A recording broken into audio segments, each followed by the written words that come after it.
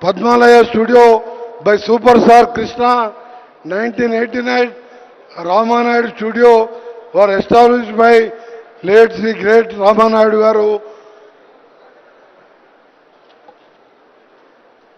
The Bollywood superstar and king of virtuality Ajay Devgan came forward to establish a world-class studio in Hyderabad near future and which shows the commitment of our government of actively promoting Hyderabad as a national filmmaking capital, supporting studio developments and aiming to attract more productions. Lastly, we will explore the critical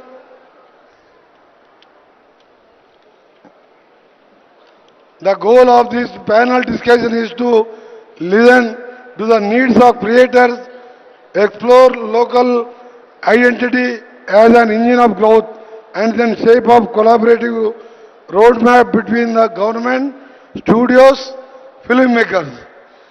Our panelists today, including legendary Rakesh Om Prakash Mehra, insightful Joa Akhtar, and local giants like Allu Arvind, Suresh Babu Garu, Shyam Prasad Reddy Garu, represented best film of Indian film industry, and we will explore critical areas that will define our future, including Telangana is opening its doors to your ideas, your technology, and your partnership revolutionary. We are ready to make investment necessary to foster world-class creative ecosystem. Let us define the actionable pathways for skills, inclusion, rural development and technology adoption that will make cinema rising 2047 a reality. Thank you, and I look forward to a dynamic discussion and especially welcoming my favorite heroine Janelia Deshmukh and Ritesh Deshmukh, who is a very familiar in Telugu films. When I am the first time elected, I am in Lok Sabha, I am in Assembly for 30 years continuously, but I never miss the Janelia picture. Is a national actor, national heroine. Thank you for coming to this Hyderabad. I am very happy. I am roads and building, national highways, civil aviation and cinematography minister. I never expected to receive Janelia. Thank you, my sister. Thank you, one and all. Thank you for coming to this global session. Thank you very much. Andarki namaskaram. Jai Hind.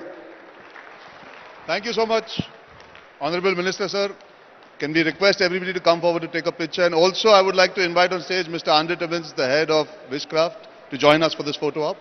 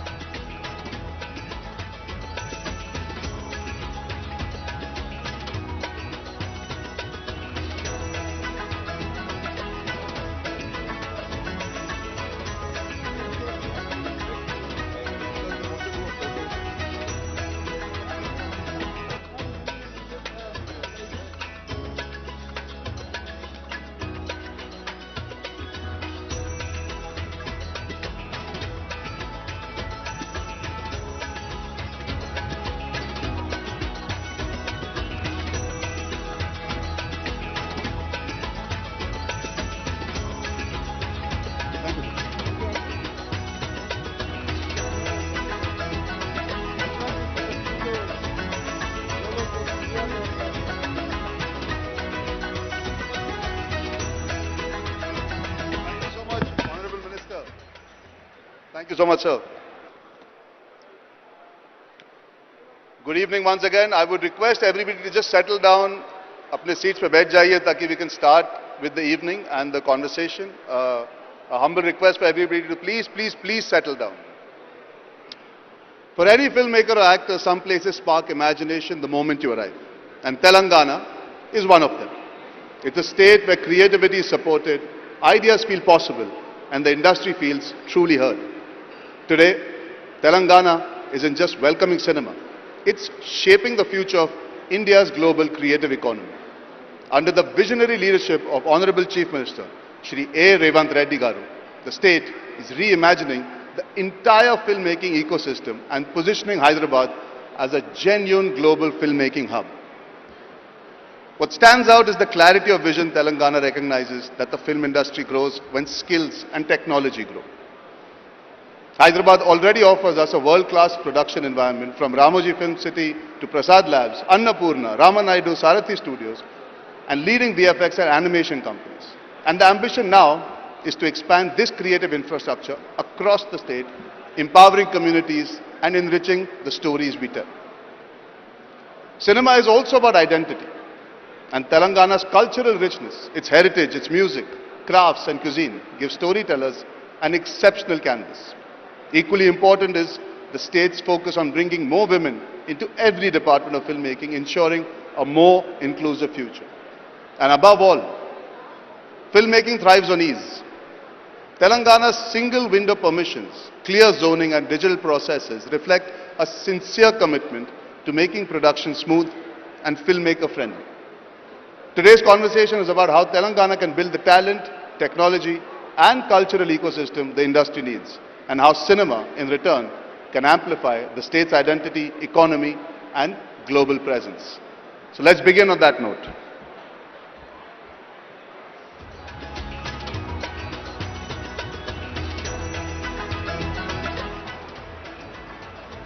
So ladies and gentlemen, before I start, I have a personal anecdote I would like to share. I have grown up, I think, spending more time in Hyderabad than in Mumbai because my father always shot films here. I think I've stayed in Taj Banjara more often than I stayed at my own house. My father has remade a lot of films. My father has come here and shot, I think, predominantly before anybody else also did, from the Hindi film industry. And I feel really proud and happy to be here sitting with Suresh Babu Garu, who I have seen when I was a child. For me, Rana is my friend, and I feel very, very proud that I can be here today for bringing our industries together. Sir, I'll start with you, Suresh Babu Garu. You were telling us backstage, which is something that we all learnt and understood. Only 25 years, this industry, only 25 years, and today we are sitting here. What is your imagination of the past, present and future? See, when the state of Andhra Pradesh was born, the industry was completely in Tamil Nadu, which is present Tamil Nadu, and we were all making films there. The government here was trying to get the industry from Tamil Nadu into Andhra Pradesh for a period of time, and very, very little impact was there. About 25-30 years ago, they just made one tax differential.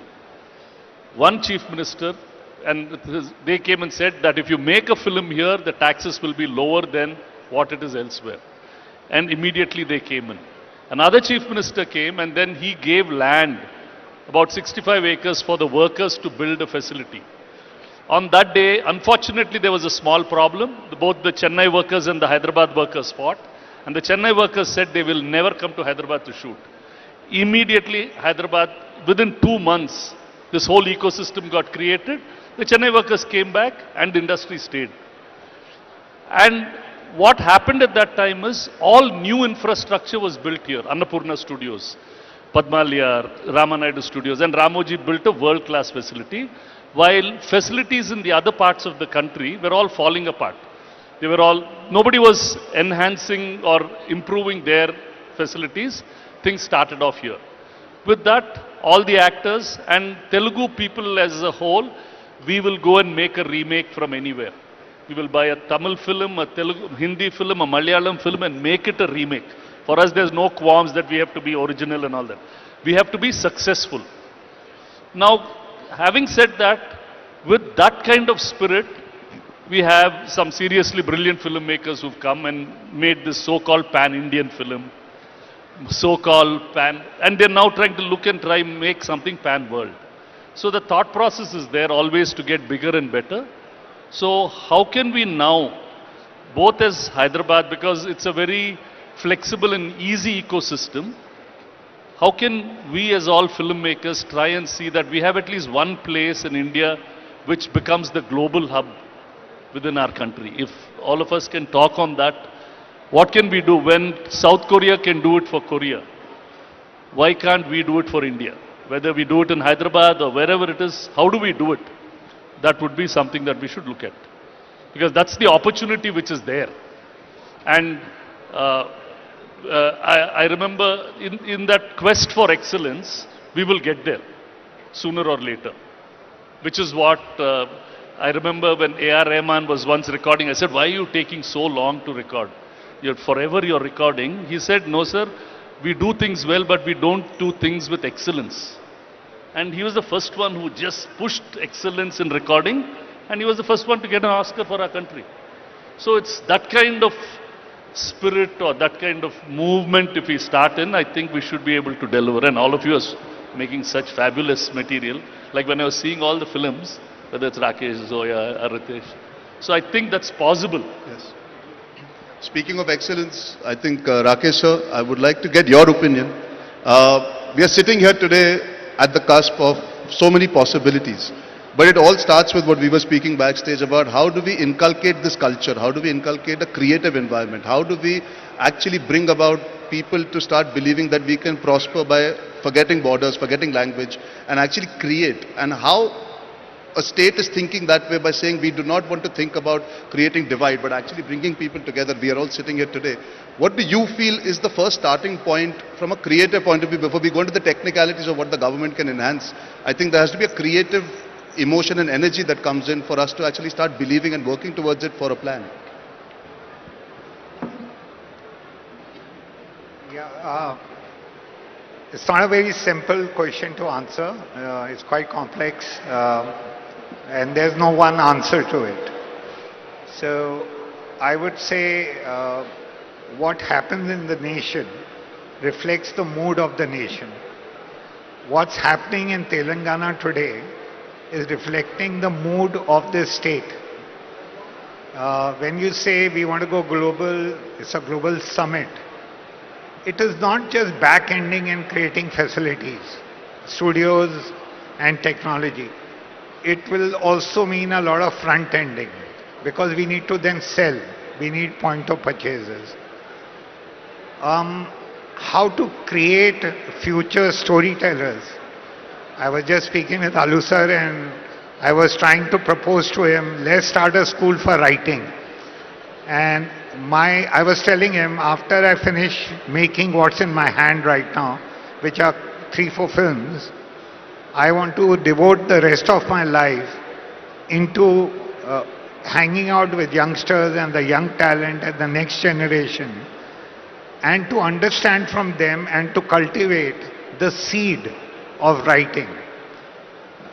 Once we have very strong writing, see, we are all still enjoying the fruits of what Ved Vyasa wrote in Mahabharata or what Valmiki wrote in Ramayana. We are still, monetizing it in one way or the other. TV, cinema, this, that, movies, adaptation. We need to bring back that. So for me, the writer is the first hero of the film, the first star of the film. Then we start building on other things which are behind the camera and in front of the camera, other skills. But that needs to come, and for that we need a very proud nation. Nation that believes in itself, nation that believes in diversity, nation that believes in coming together. It is a diverse nation. We have a lot of potential, but as long as we come together as, one mutti, not spread out. So there's so much to do, and it's such a humbling experience to come here and share the platform with the stalwarts of Telugu industry who gave birth to, they're the mothers. They went through the labor pain and they delivered. And what a baby they've delivered. Guys, hats off to that. Absolutely. Yeah, I can't hear claps. And there's so much to learn from that. But there's also a lot to learn from the mistakes we have made. and so that we don't repeat them, because we'll be foolish if we repeat the mistakes we've done earlier. Rest all is rhetoric, I think. We need to follow the visionaries and the leaders, that the footsteps they created. Now we need to create our own paths, not necessarily just follow them. That will be monkey business. So we all keep talking about Korea. The Korean story is not a story which is was just born in Korea. Korea exported its culture slowly and surely and gradually. And once the seed was spread all over the world, they started watering it, they started giving it the right sunlight, the right proteins, vitamins. And one day, boom, it exploded. It didn't happen in that just one moment. It took them number of years. So let's start doing that. It's a lot of hard work. So speaking of stories and speaking of writing, I think we can all say Malayalam cinema right now is leading the way. We have Asif here. Asif, I want to ask you, Telangana is supporting filmmaking for years. Now the government wants to make sure that it's a one-stop shop for all the technicalities of making sure films are made well. But how do you imagine being able to come in and tell a story which is based in your homeland? Come here, tell the same story, and today we have the audiences willing in the entire country to enjoy it. What is your expectation or your excitement to see this kind of cross-cultural amalgamation and pollination of energies that is happening? Hello, namaskaram. Arjun, for us, especially the Malayalam film industry, Hyderabad and Telugu industry is like our backup plan. Our everyday shooting essentials like, you say, the most advanced camera to the most newest lens to be the rig, everything, we depend Hyderabad and Telugu industry. So we are literally counting on this industry. And I want to say you guys are already 20 years ahead and we are looking forward to a beautiful collaboration. And thank you so much for this invitation. I'm so honored. Cheers. Alu Arvind, I would like to ask you one very simple question. Pan-India, this terminology that is used now so freely with everything that is happening. I think we have to give credit where credit is due, whether it is Bahubali, whether it is Pushpa, whether it is all these films that have come. I think where Rakesh speaks about writing, imagination, thought process, the Telugu cinema industry has led the way by experimenting, by taking chances, and today we see the government also being so supportive. How do you see us being able to learn from your writing, from your making, from how unified you are as an industry, because that is something that we all want to take back home and bring together and tell better stories. And the government supporting you allows you, I think, to enjoy the fact without being scared, without being worried about how to make films happen, the big budget films or the small budget films. I think what's very special is the government and the film industry are in sync. How has that happened and how do you see that benefiting the kind of stories you wanted to tell, sir?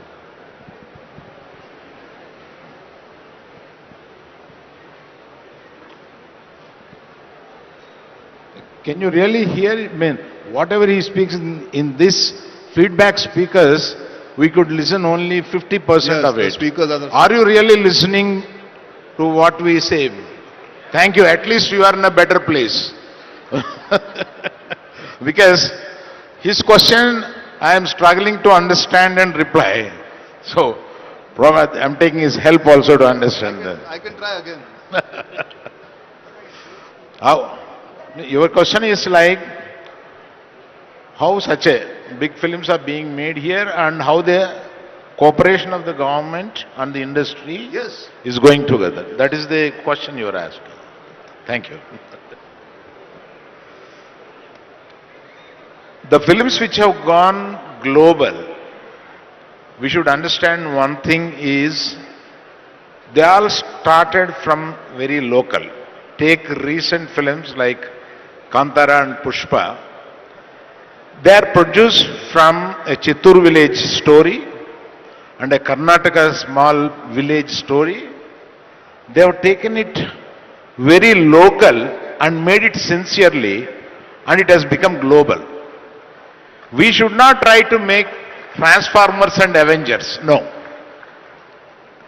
We should try what is a great story in Adilabad, what is a great story in this matti, and try to make it big and project it to the rest of the world. That will click.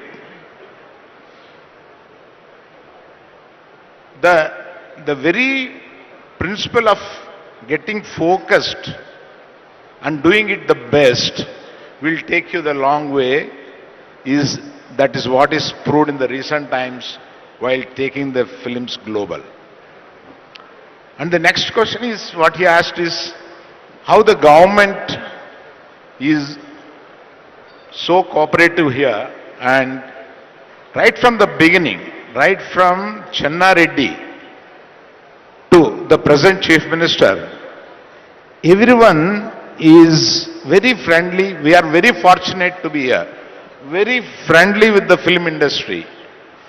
Our film industry, as Suresh told, that we were there in Chennai and we are only 25, 30 years old here. I tell you, when we were trying to make films here 20 years back, we were struggling. We were struggling. Why we have come here was the starting regrets. But from there, here today we are seeing, rest of the world is coming to make films here. That is the kind of cooperation that has been brought by the government. And without cooperation of the government, this could not have happened. And we are very happy. Every government should take the film industries or the cultural the forms to this level, which all of us should learn from Korea. 30 years back, they have put a seed for the culture to be told to the rest of the world. And after 30 years, we have seen our children are singing Korean songs. When we go home, it's only Korean films are playing. We don't have the space. We have to go to our bedroom and on and see our films in Netflix. Korea is such a dominating. They have started it 30 years back and now it's giving fruits. Likewise, we have to take our culture also. Start taking it in a big way and it will reap fruits after decades. And we should start it. Thank you.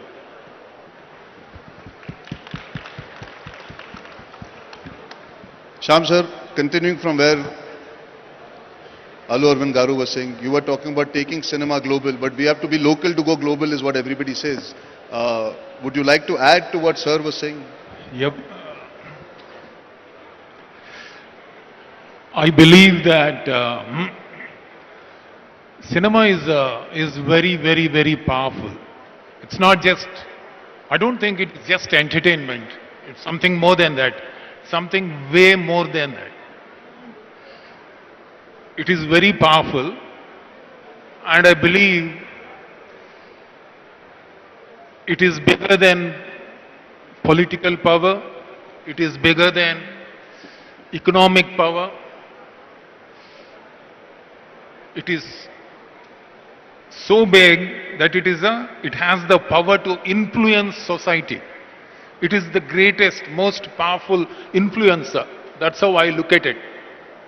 And I think that we need to not just only attract cinema to Hyderabad, especially after what we have done to our regional cinema like Triple R, Bahubali, Pushpa, Kantara, all these films. We should also take our films globally, take it across. In that context, I would like to talk about, I would like to give an example for better understanding. There is, before 1985, there is a Japanese dish, Japanese cuisine called ramen. It's an original, authentic noodles, which is very popular in Japan. The rest of the world never knew about it. They never knew about it. It was not popular. It was not there on any menu. It was not offered in any of the Japanese restaurants. But it was popular only in Japan. And in 1985, they made a film. A film came out by the name Tampopo. It's a comedy, Japanese film, and the story is centered around the Japanese relationship with their food. To make it a bit more detailed, the story is about a hero and his relationship with this ramen dish. He made a film and the film was successful and it went on to release in United States. And when it released, it got rave reviews. It got rave reviews, it was appreciated, it became a cult film. It was exposed to the international audience. They started talking about it, they started getting curious about it, they wanted to taste that noodles. And then slowly it spread, it became popular the world over, and last year, just that one noodle which was introduced to the world through a cinema had a gross sales of $58 billion, which is bigger than the budget of our state. Just that one dish. That's what is the power of cinema. 7 billion out of that was from Japan and the remaining 51 billion was from the rest of the world. So I very strongly believe that cinema can go across borders faster and easier than any other product. Any other product. I would say that cinema is a cultural ambassador. It can take our culture, our fashion, our lifestyle, our drama, our stories, our humor, our aesthetics, everything to the world. So I believe that that is the power of cinema. I believe that we should also start focusing on that. How do we take our cinema to the rest of the world? It can contribute in a very big way to our economy. 100%, definite. Because any cinema goes straight to the heart. It doesn't go with a propaganda. It goes with a story. It goes with an emotion. And that emotion is an experience. And that experience is a pleasure. Anything to do with that pleasure, associated with that pleasure, the viewer takes it home. He remembers it. So therefore, I believe that cinema is very powerful.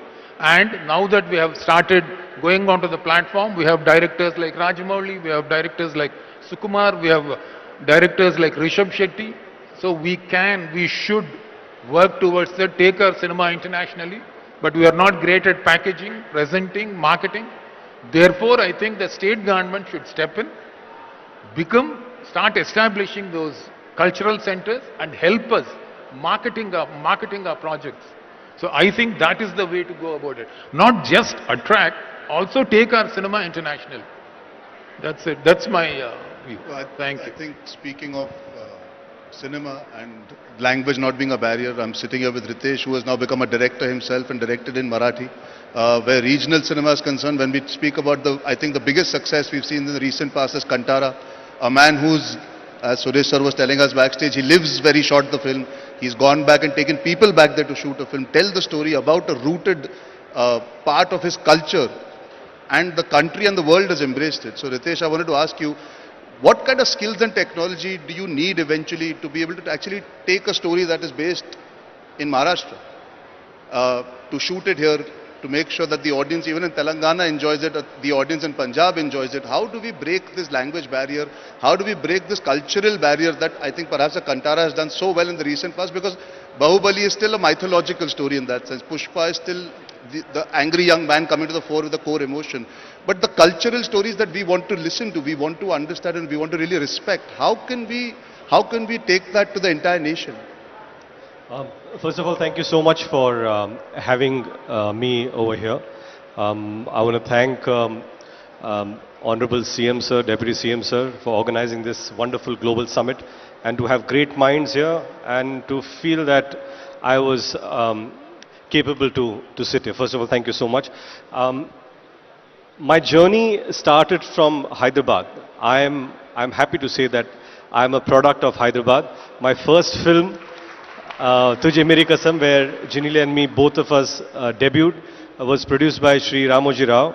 And everything I learnt, my first experience about filmmaking, was from here in Hyderabad. I learnt about work ethics. I learnt about how films are made. I learnt about how people are treated. I didn't know anything about filmmaking. But my foundation itself was so good in terms of dealing with people who are so professional, so respectful, and so inclusive. That is one thing that Hyderabad really inculcated in me as a person, and I'm extremely proud to carry it with me for the last 22 years as an actor, a producer, and now as a director. Talking about, I have, Jinil and me, primarily we have produced Marathi films. That's where the language that I'm born in.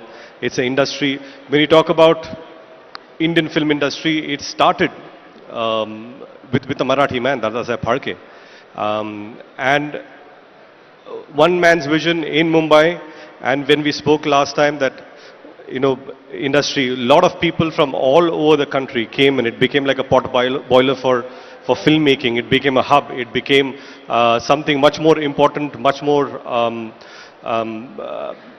like an ambassador to cultures. And it has, like Shyam Babu said, it is practically the biggest influencer that we have world over.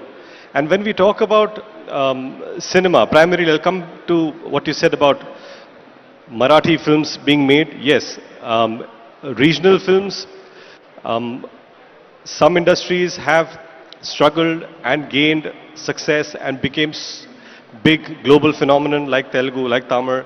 Hindi was already a hugely successful industry, and they are the main drivers.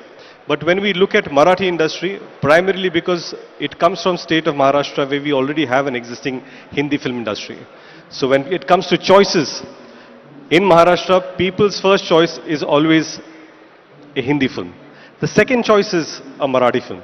So when a Marathi film becomes the second choice, it is extremely important that you have less chances to attract that audience.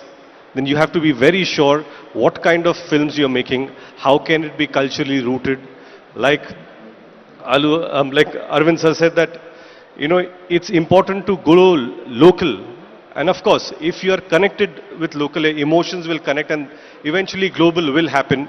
But if you're not local, if you don't connect with the people's heart, nothing's going to translate on big screen or influence people's minds. Yes, I agree that as an industry, when we look at what's happening in the summit here, or the proposition of cross-cultural boundaries being erased, that is very important. Why is this more or very exciting? Is because it will be a hub not only for Telugu industry. We are talking about a hub for all India or people from all over the world to come here and interact with each other and see what we can give each other, what we can learn from each other.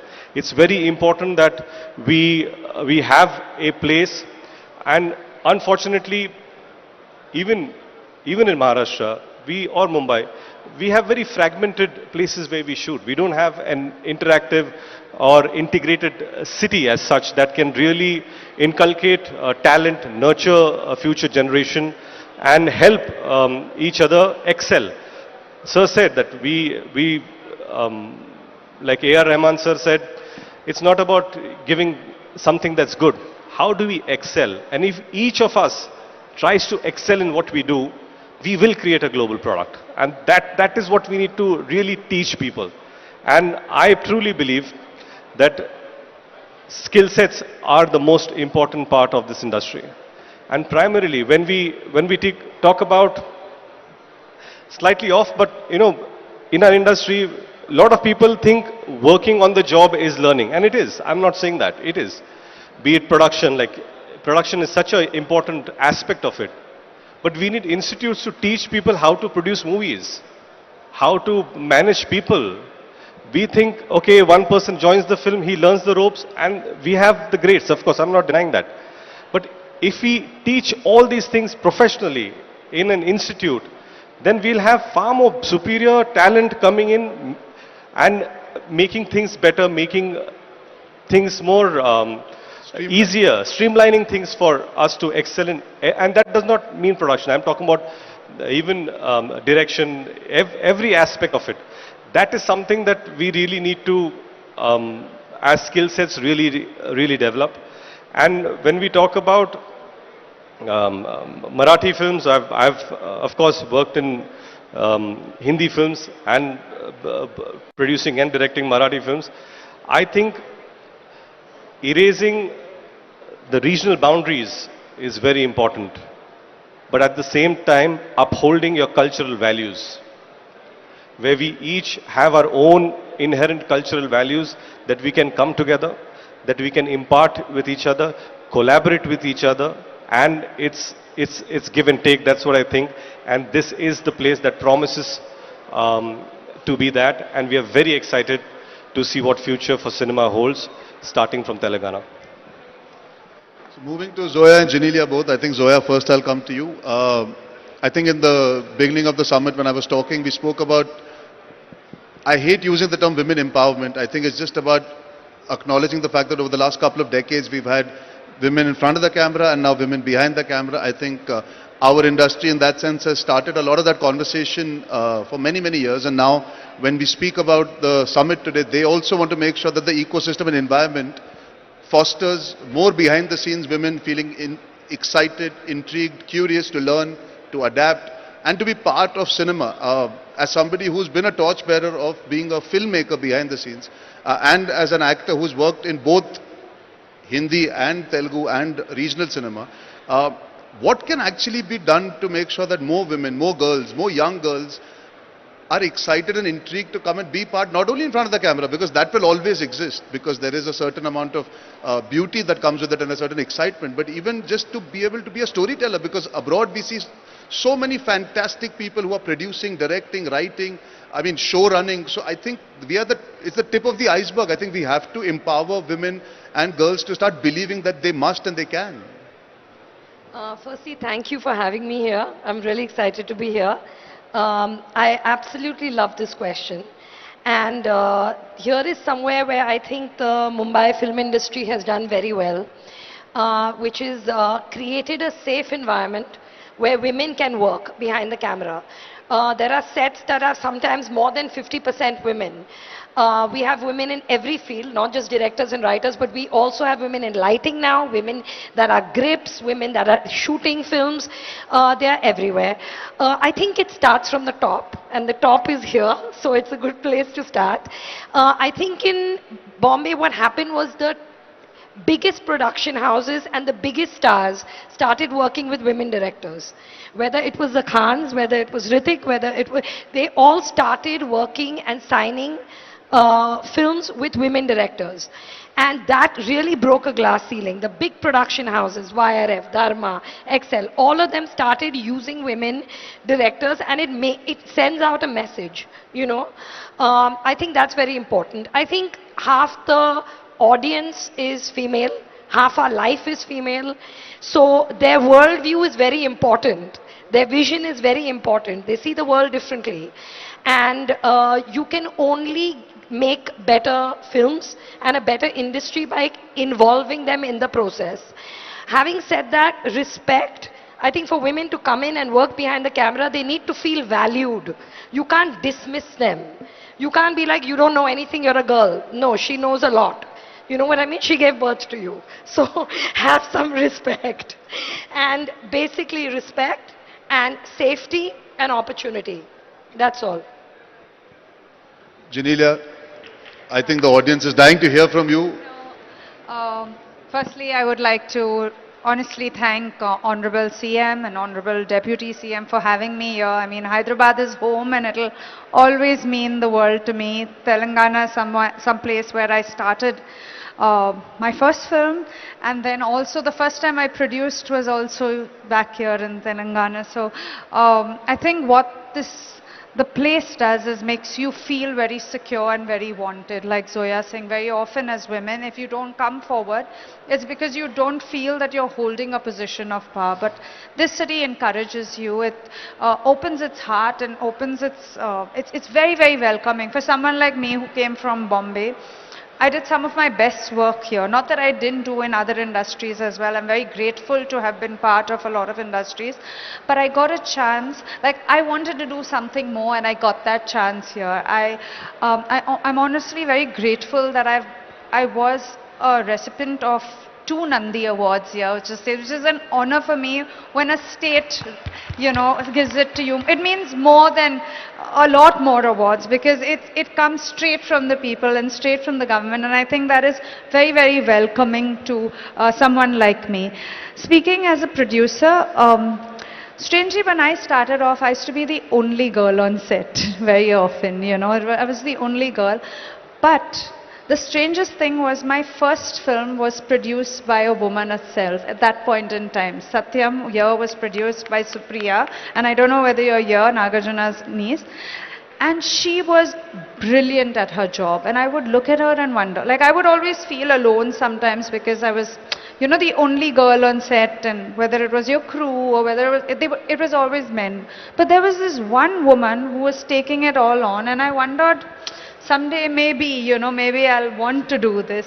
Many years later, of course, we're here and the industry has opened out to a lot more women, and a lot more women are coming out and telling stories and being part of cinematography and being part of a lot more things. But the encouragement needs to start with each one of us, I think, and with a basic thought that I can be worth it. Like I think as women, we underplay ourselves as well. We need to come out and say that we can do it. And someone like Zoya is brilliant. She's changed it for most women directors, I feel, here. And I think that's what's important. While you have an example, you also have a belief, and that's how we grow this industry. And I think the men in our industry are very lovely. They're always there to support. It's sometimes a little bit of saying that I want to do it, and another person saying, yeah, please come. That's about it. And since we are talking about taking Indian cinema to the globe, if you look back, I mean, of course, there was Mr. Rajamouli and the fantastic vision of RRR, but there was also All We Imagine Is Light. And that was like a beautiful, quiet, soft film, Payal Kapadia, that has taken the world by storm. And it's about 2 Malayali nurses, made in Malayalam, by a Bombay girl set in Maharashtra, and it broke all barriers, and it was distributed in India by Rana, Sir's son. So that's another way to look at it. It's not just always the big vision, it's the quiet stories. Whether it was Meera Nair, whether it's Girls Will Be Girls, whether it's Santosh, these are all female filmmakers. And there is interest in what they have to say, Exactly. I think that's a great example that you've given that already shows that we can actually go across the so-called creative borders don't exist actually. Sir, talking about creative borders, Bengali cinema has been so imperative and so important to shaping our culture. What is your take home today when you're sitting here and hearing everybody speak? What do you feel? I think Bengal has been the starting point of lot of art, lot of cultural curiosity. How do you see the government being able to enhance the prospects of you coming here perhaps and shooting regional films, Bengali films, or even using stories from here to take there and make? See, emotion is universal. The way I cry, a person in Sweden, he also cries like that. Or somebody in Bankura, a village in West Bengal, he also cries like that. We have to identify stories. That's the most important thing. Now the synergy between a government, a filmmaker, a studio, and technology. Where there is friendship between all these guys, it can be fulfilled, whatever you are dreaming. Unfortunately, I come from a place where money was a problem, when we used to, I had to do more than 500 advertising films sitting in Calcutta for Bangladesh and Eastern region and make some money, bought my camera and made my first film, Onur Onun, which I shot in England. And the way we grew up, it was a very cosmopolitan environment. There was a person from Chennai, then Madras. There was a person from Maharashtra. There was a person from England. There's a person from Jalpaiguri. So we used to get stories from the atmosphere, which was flying here and there. Now, the problem, when you make a film, you dream, but it dies before it starts taking shape. Because where is the money? So when there is a corporation or when there is a state who can give us incentives, give us technology, because now a lot of things you can do. You can create a set and you can do a lot of things digitally. You identify a story or make a cross-culture film. Like you make a film like Frantic, a man and a woman who has come from Burdwan for honeymoon in Charminar, and the woman gets lost. And then what? So we can dream about that when there is a support by the state. We come here, we shoot a very rooted story, a story which has double root, which is story has a root from Kolkata or from Bengal. I live in Bombay also. I've started making small Hindi films. A Mauritian man.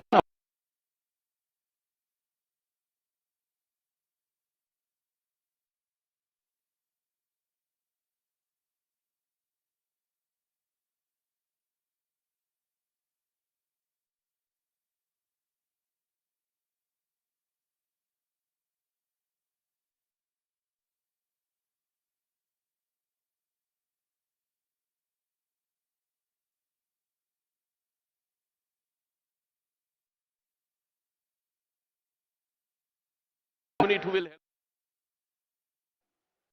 There are a lot of opportunities now how we deal that, and another opportunity we require. We are filmmakers. We don't believe in ROI. We don't know ROI. Art has to be patronized. When Birbal used to sing, Akbar didn't think of ROI. How much money Birbal used to play jokes, or Tansen used to sing. Akbar used to patronize that, or when Michelangelo used to paint, the church took care of these things. Our problem is we have to think of ROI, we have to get money, we have to execute a film, which becomes very heavy, or it's tough. So if there is a body who will take care of, every film has a market. Buddhadev Dasgupta, one of the most renowned filmmaker of our country, told Anirudh, everything has a market. You make a film of X budget, there is somebody. Y budget, there is somebody. But you have to know the market. But that's not my job, because I'm not good at that. Everybody is not good at everything. I can't play cricket well, but I play table tennis well. So if this kind of collaboration happens with the stalwarts, like everybody, all of you here, then sky is the limit. Lot of things can happen. Lot of things can happen. I will give example of Zoya's film. I'll tell you why. Zindagi Na Mile Dobara. A week back, I was depressed. So my wife told me, she produces most of my film. Let's watch that film. So you went to Spain. We knew about Spain tourism, but you talked about Indian values, of urban Indian values, their crisis, their, their introspection in their life. So we can always do that. That's very important, to go to places, make a film, rediscover, unlearn, learn, and let's do experiment. And there is a state, or there is a body, there is a committee who will take care of you, which is very important for artists. Filmmakers are also artists. Thank you. Thank you, sir. I have just one simple question to the three producers who are here, taking a cue from you. We are here at a global summit, and we talk about films, and been producing and learning, the costs are just escalating. Everything.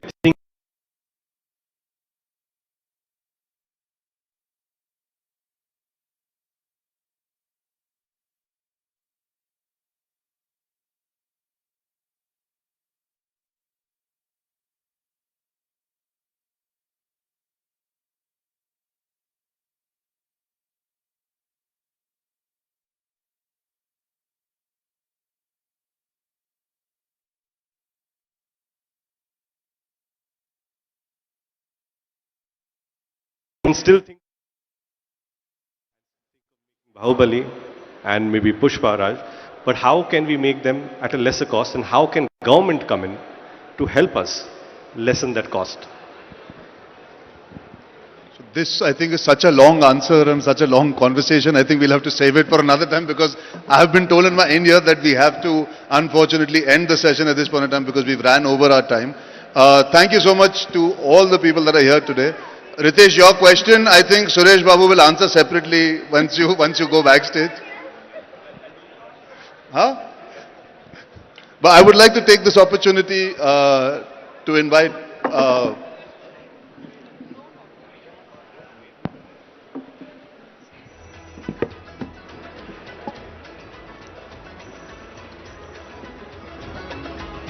So that was a power pack session on cinema rising in Telangana. I sincerely thank all our panelists for those powerful insights. What truly stands out is how Telangana is building an ecosystem for 2047 where technology meets talent, where culture meets opportunity, and where filmmaking becomes a driver of social and economic transformation.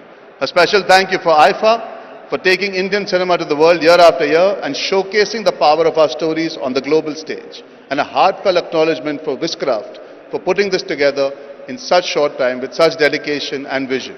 And of course, Andre Timmins, the director and co-founder of Wishcraft, thank you so much for your leadership, passion and unwavering commitment.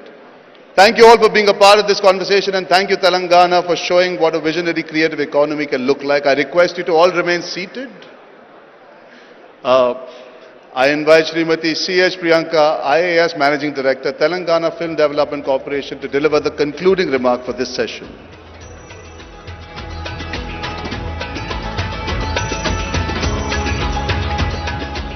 Good evening, everyone.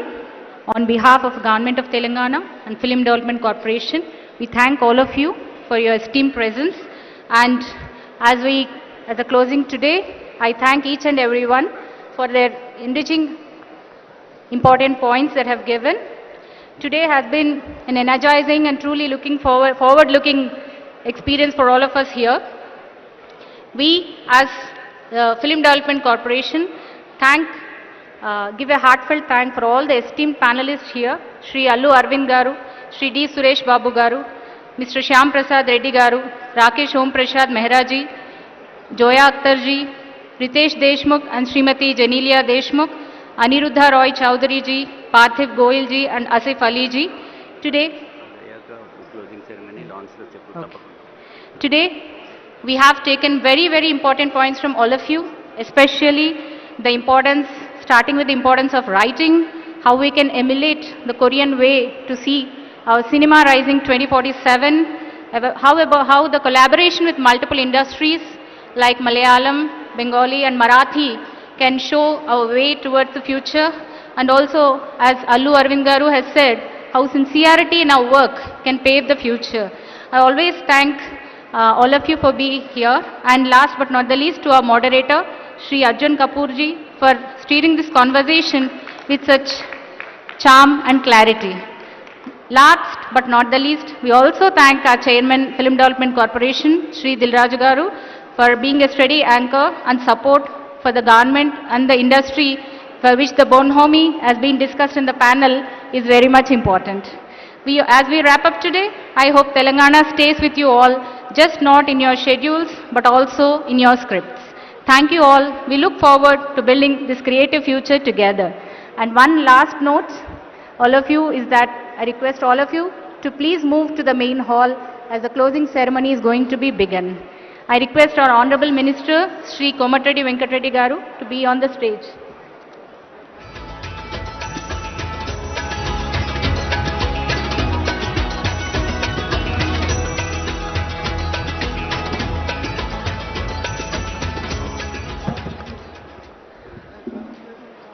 Thank you, ma'am. Thank you, Priyanka, ma'am. And with this, we bring this powerful conversation on Cinema Rising 2047 to a close. The closing ceremony is not yet done. It's going to happen at the lawns, and that's the unveiling of Vision 2047 happening at the lawns, followed by the drone show. Please do attend. Well, my heartfelt gratitude.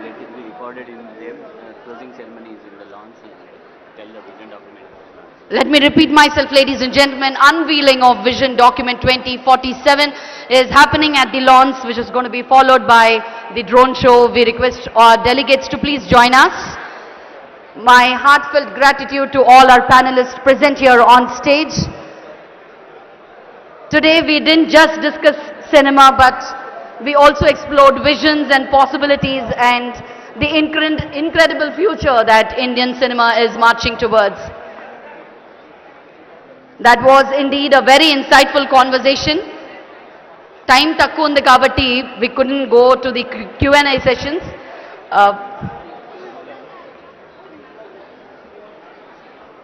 Thank you Arjun Kapoor ji for moderating this show for us in Telangana. Mari manam andaram kuda okasari Telangana style lo okasari gattiga oka veskundama. Let's give them a big round of applause, guys. They are here for us.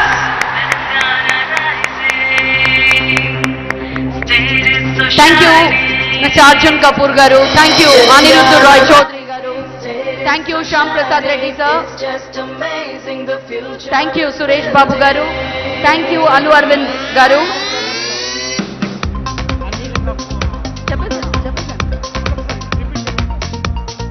This is to bring it to your notice, ladies and gentlemen, that the closing ceremony is happening at the lawn, and where we are going to unveil the document 2047 at the Telangana Rising Global Summit 2025. I request all of you to please join us at the closing ceremony for the unveiling of the document, followed by the drone show. We'd also like to thank Shyam Prasad Reddy garu, Alu Arvind garu, Suresh Babu garu, Rakesh Om Prakash Mehra ji, Zoya Akhtar ji, Jenilia and Ritesh Deshmukh garu. Thank you so much for being here. Thank you for being a part of this panel. Inka Jenilia garni chustunte inka ma haha hasini ikkade unnattundi. Mari ఈసారి హాసిని మన తెలంగాణలో వాళ్ళ ఆయనతో వచ్చింది కాబట్టి మా అల్లుడు గారితో వచ్చింది కదా. Now I request our panelists to please step forward for a group picture, please.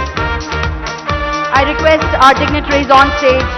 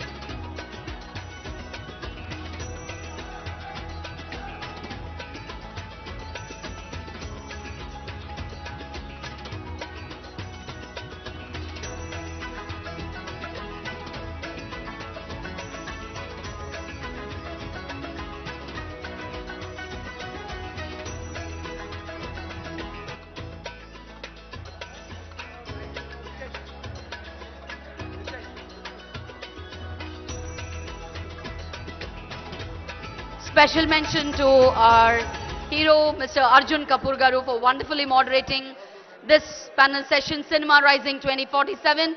Thank you one and all for being here and joining in this wonderful session here at the Telangana Rising Global Summit 2025. So with this, we close this evening session here. See you all at the lawns. This is not the closing, guys. We are waiting there. Our Honorable Chief Minister Revant Reddy Anna is waiting for all of us. So let's join them at the lawns for the unveiling of the document 2047, followed by the drone show. Thank you one and all. Looking forward to see you all tomorrow. Thank you and good night. It's just amazing, the future is building. It's prospering, it's promising, got everything, it's flourishing. Telangana rising, it's so shining. It's just amazing, the future is building.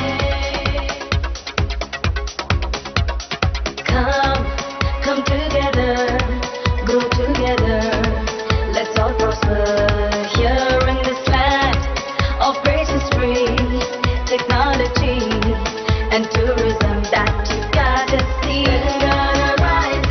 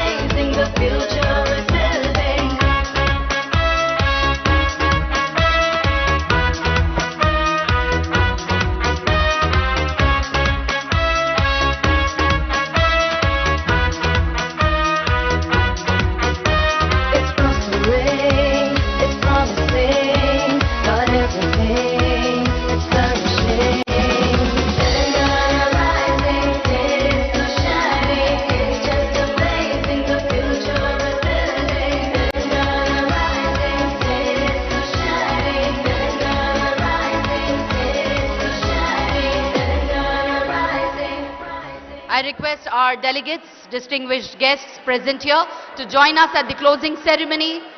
Our Honorable CM is going to unveil the Vision Document 2047 for us and end this panel session at the lawns, which is going to be followed by a wonderful drone show. Thank you.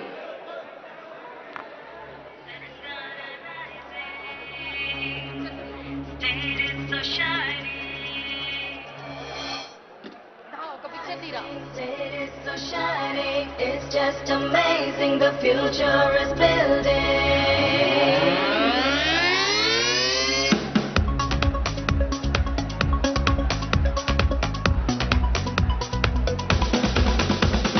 Telangana rising, state is so shiny, it's just amazing, the future is building.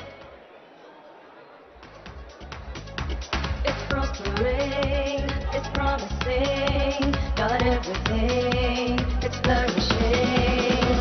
Telangana rising, state is so shiny, it's just amazing.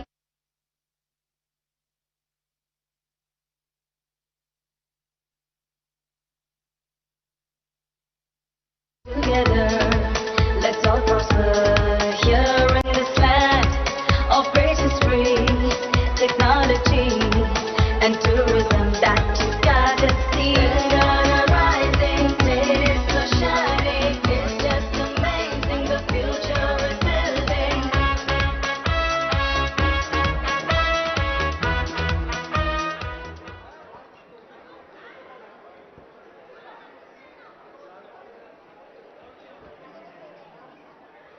Guys మన కోసం మన తెలంగాణకు వచ్చిన వాళ్ళని మనం ఇబ్బంది పెట్టొద్దు అని నా అభిప్రాయం. సో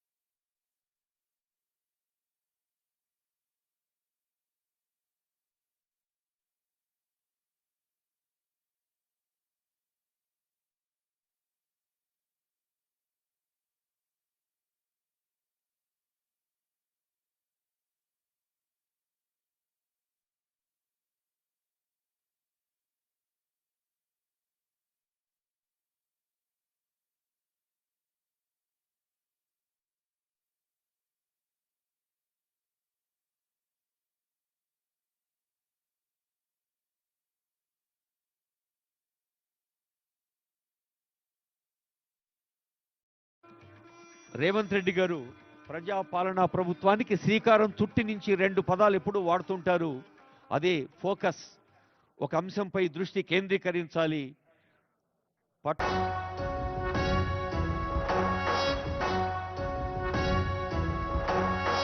జయ జయ హే తెలంగాణ జననీ జయ కేతనం ముకోటి గొంతుకలు ఒక్కటైన చేతనం తరతరాల చరితగల తల్లి నీరాజనం పద పదాన నీ పిల్లలు ప్రణమిల్లిన శుభ తరుణం జయ తెలంగాణ జయ జయ తెలంగాణ జయ తెలంగాణ జయ జయ తెలంగాణ.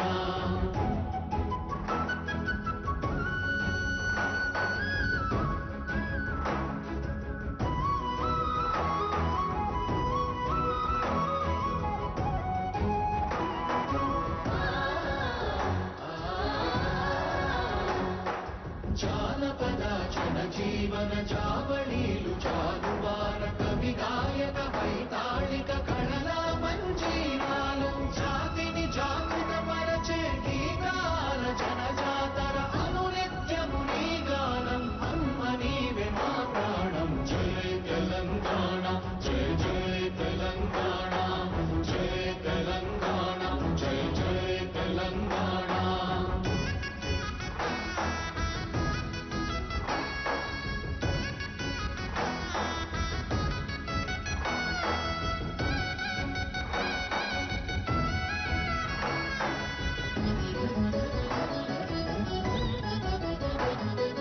గోదావరి కృష్ణమ్మలు తల్లి నిను తడుపంగ పచ్చని మా నేలల్లో పసిడి సిరులు పండంగా సుఖశాంతుల తెలంగాణ సుభిక్షంగా ఉండాలి ప్రతిదినమది తెలంగాణ ప్రజల కలలు పండాలి జై తెలంగాణ జై జై తెలంగాణ జై తెలంగాణ జై జై తెలంగాణ జై తెలంగాణ జై జై తెలంగాణ జై తెలంగాణ జై జై తెలంగాణ.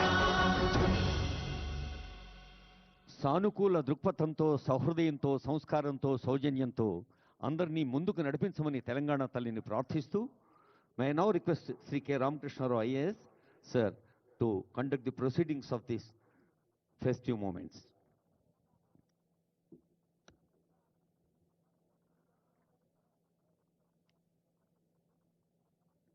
అందరికీ నమస్కారం. Honourable chief minister Shri Revanth Reddy garu, honourable deputy chief minister Shri Mallu Bhatti Vikramarka garu, esteemed global guest sir Tony Blair, Shri Anand Mahindra garu, doctor Raghuram Rajan గారు,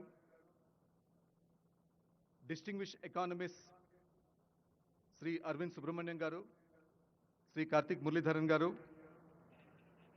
former governor of RBI and mana Telugu bidda Sri Duvvuri Subbarao garu, andariki namaskaram. Good evening. As the winter sun sets over the magnificent Bharat future city, something new is rising. For the last 48 hours, this venue has hummed with the energy of possibility. We have not just held a summit, we have ignited a movement. Looking around this hall, I see the world represented in our state. I see the ambition of Silicon Valley, the precision of South Korea, the scale of China, and the spirit of India, all converging here on the Deccan Plateau. When we conceived the Telangana Rising Global Summit, under the guidance of Honorable Chief Minister and Honorable members of the Cabinet, we dared to dream big. We set a target to transform our state into a $1 trillion economy by 2034 and $3 trillion economy by 2047. Many people asked, is this really possible? Today, the world has answered with a resounding yes. In just the first day of the summit, we have secured investment commitments excluding 3 lakh crores.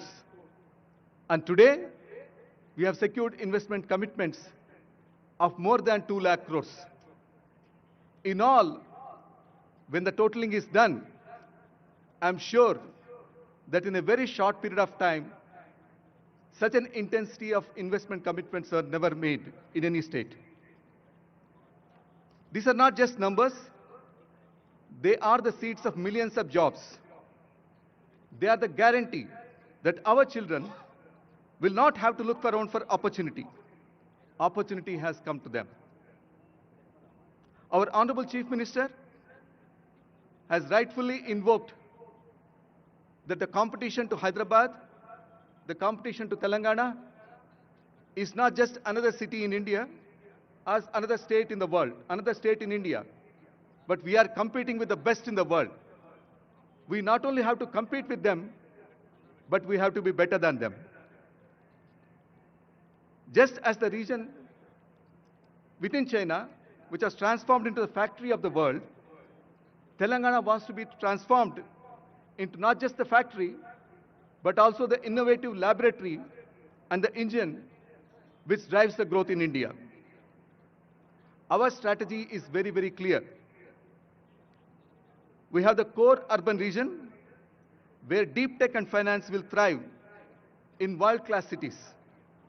The peri-urban region where fast urbanization is happening, the hum of the machinery and logistics will drive global exports.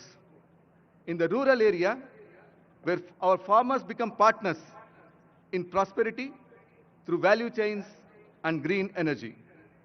This is the blueprint for Viksit Telangana as part of Viksit Bharat dream of Honorable Prime Minister.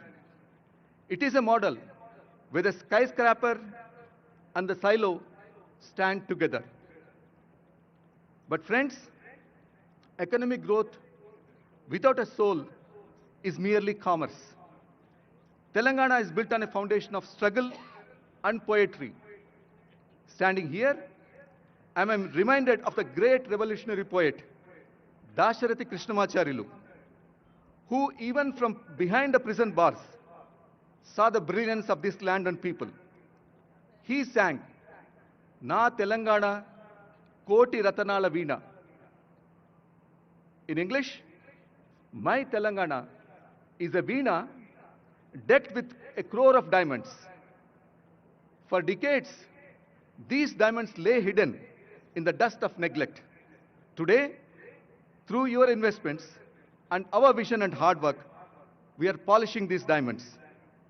The world can now see and shine.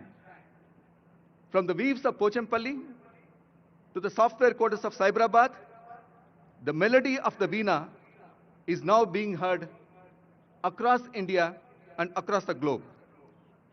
And let us not forget the conscience keeper of the state, the Prajakavi Kaloji Narayan Rao, who taught us that true progress is inclusive. In this spirit, I assure you that this $1 trillion vision is for the common man. It will ensure that the wealth we create in these plenary halls,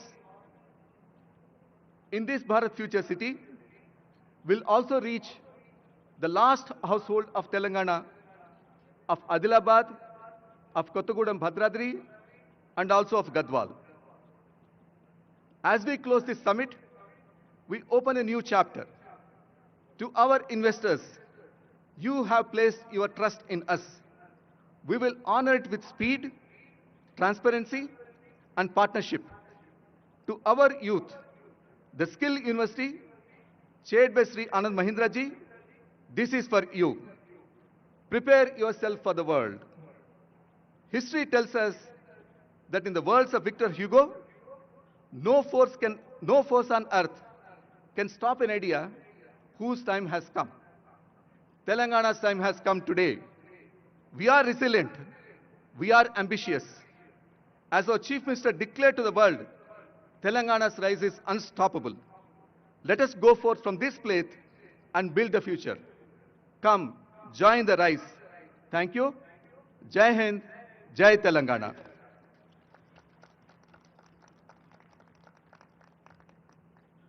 Now I would request Sri Anand Mahindra ji to kindly address the gathering.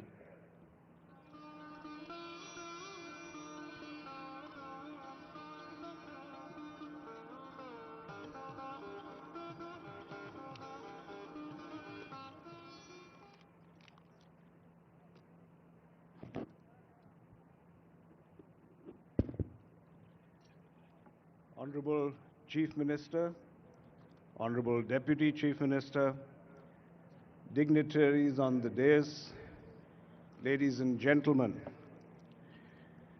Gaurava Sabaku Namaskaram.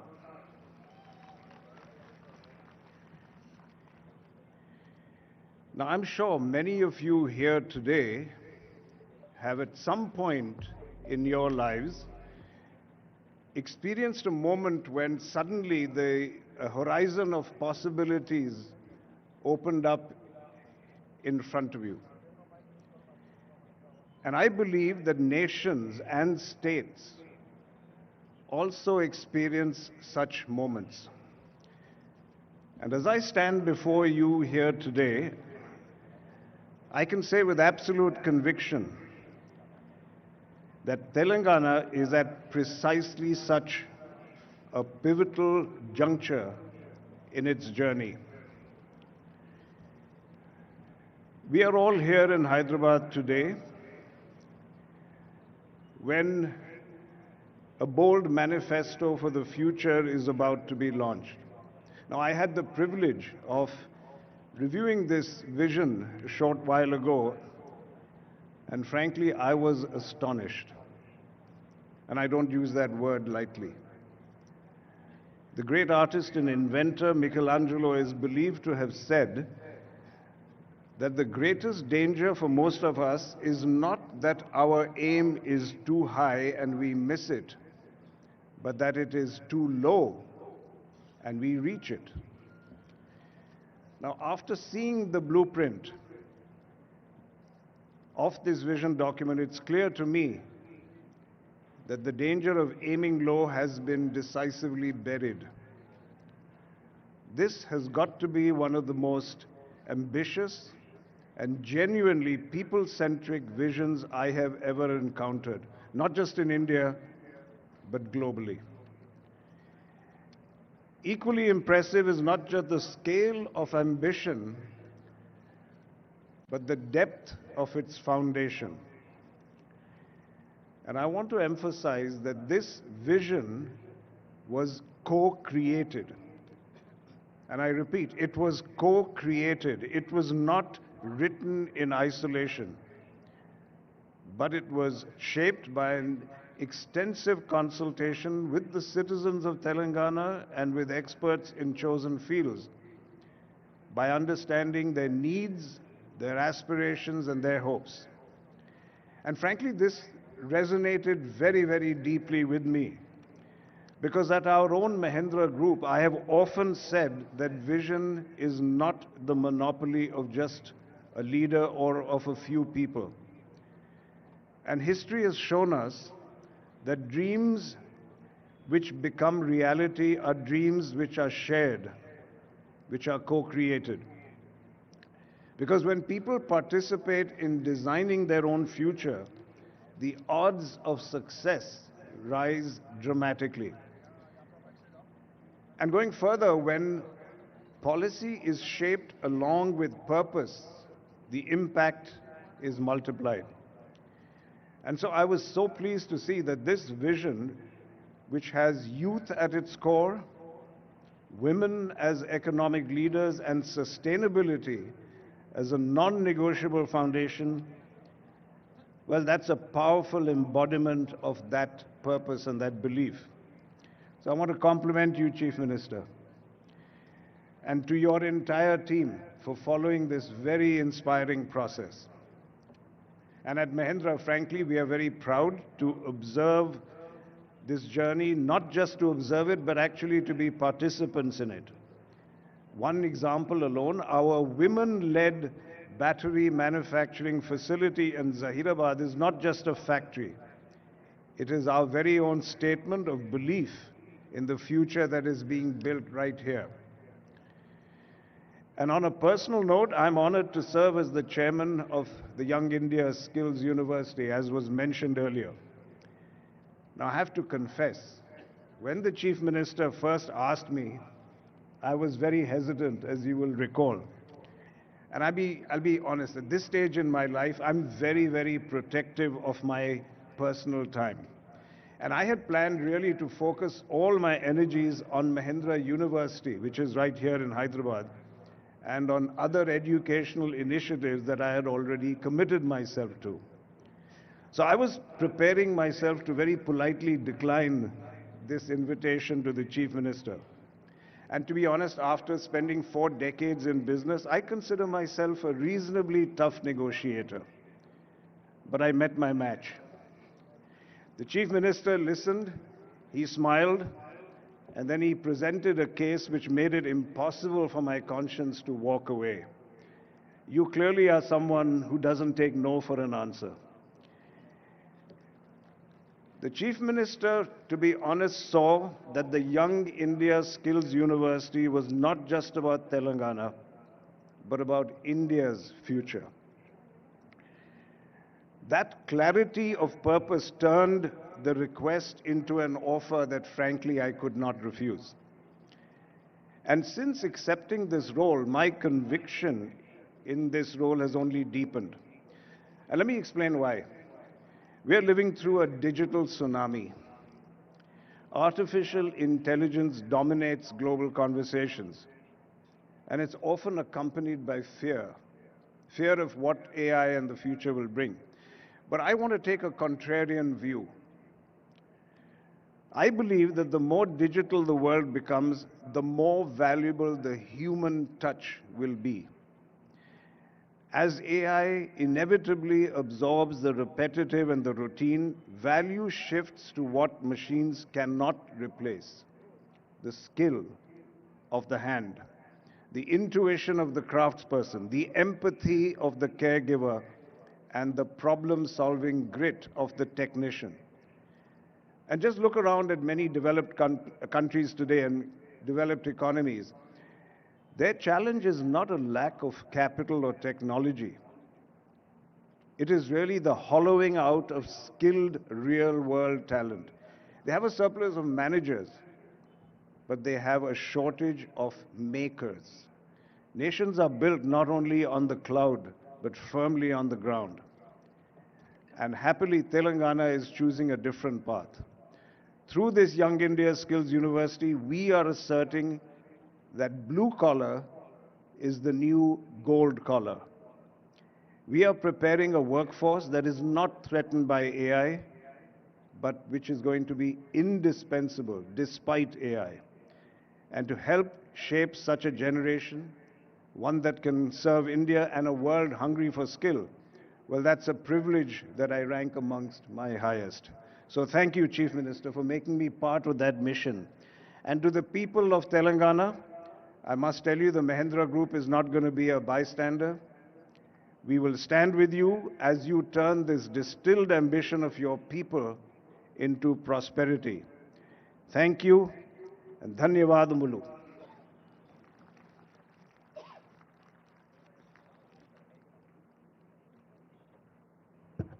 Thank you, sir.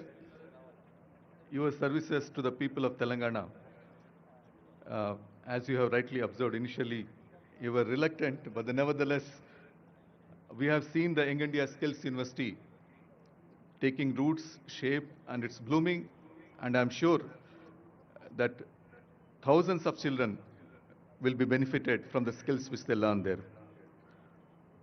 Now, there is a message by Sri Raghuram Rajan, former Governor of Reserve Bank of India, who is also part of the state's advisory council. Can you kindly play the message, please?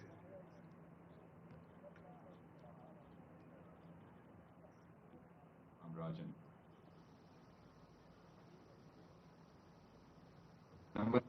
Namaskar. My name is Raghuram Rajan, and I'm on the Advisory Council for the Telangana Rising Vision Plan 2047. There's a problem with the video. Can you please check? Yeah.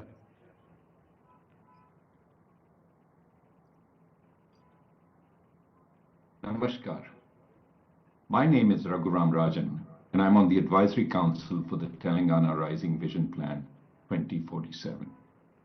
It is indeed an ambitious plan, as it should be, and it touches every facet of the state and its citizens. It aims to be citizen-centric and comprehensive, touching those in core urban areas like Hyderabad, but also those in peri-urban areas as well as in rural areas. The focus on citizen capabilities like health, education, and skilling is particularly important, for once people have the capabilities, their energy is unleashed, and once unleashed, it is unstoppable.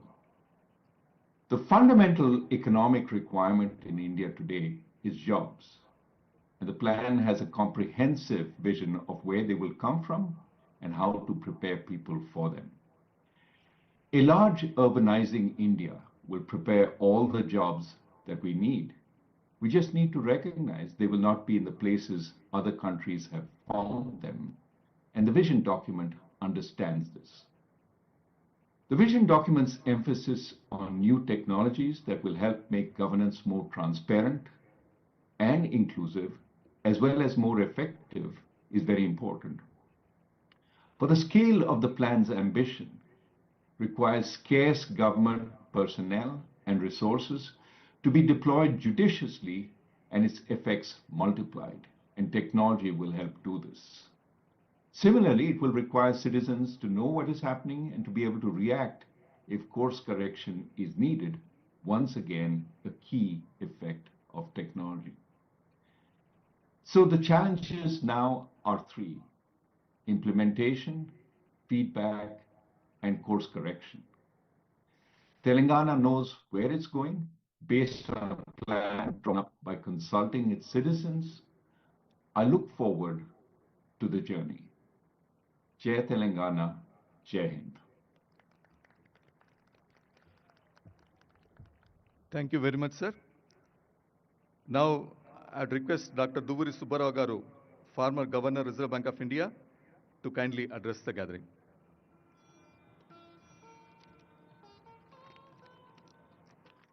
Chief Minister Sri Revant Reddy, Deputy Chief Minister Bhattivekamar Garu, all the dignitaries on the stage, and all my friends.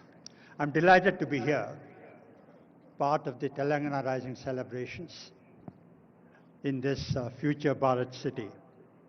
It's an occasion to set goals for the next 2 decades and position Telangana as the #1 state in the country, a very lofty ideal.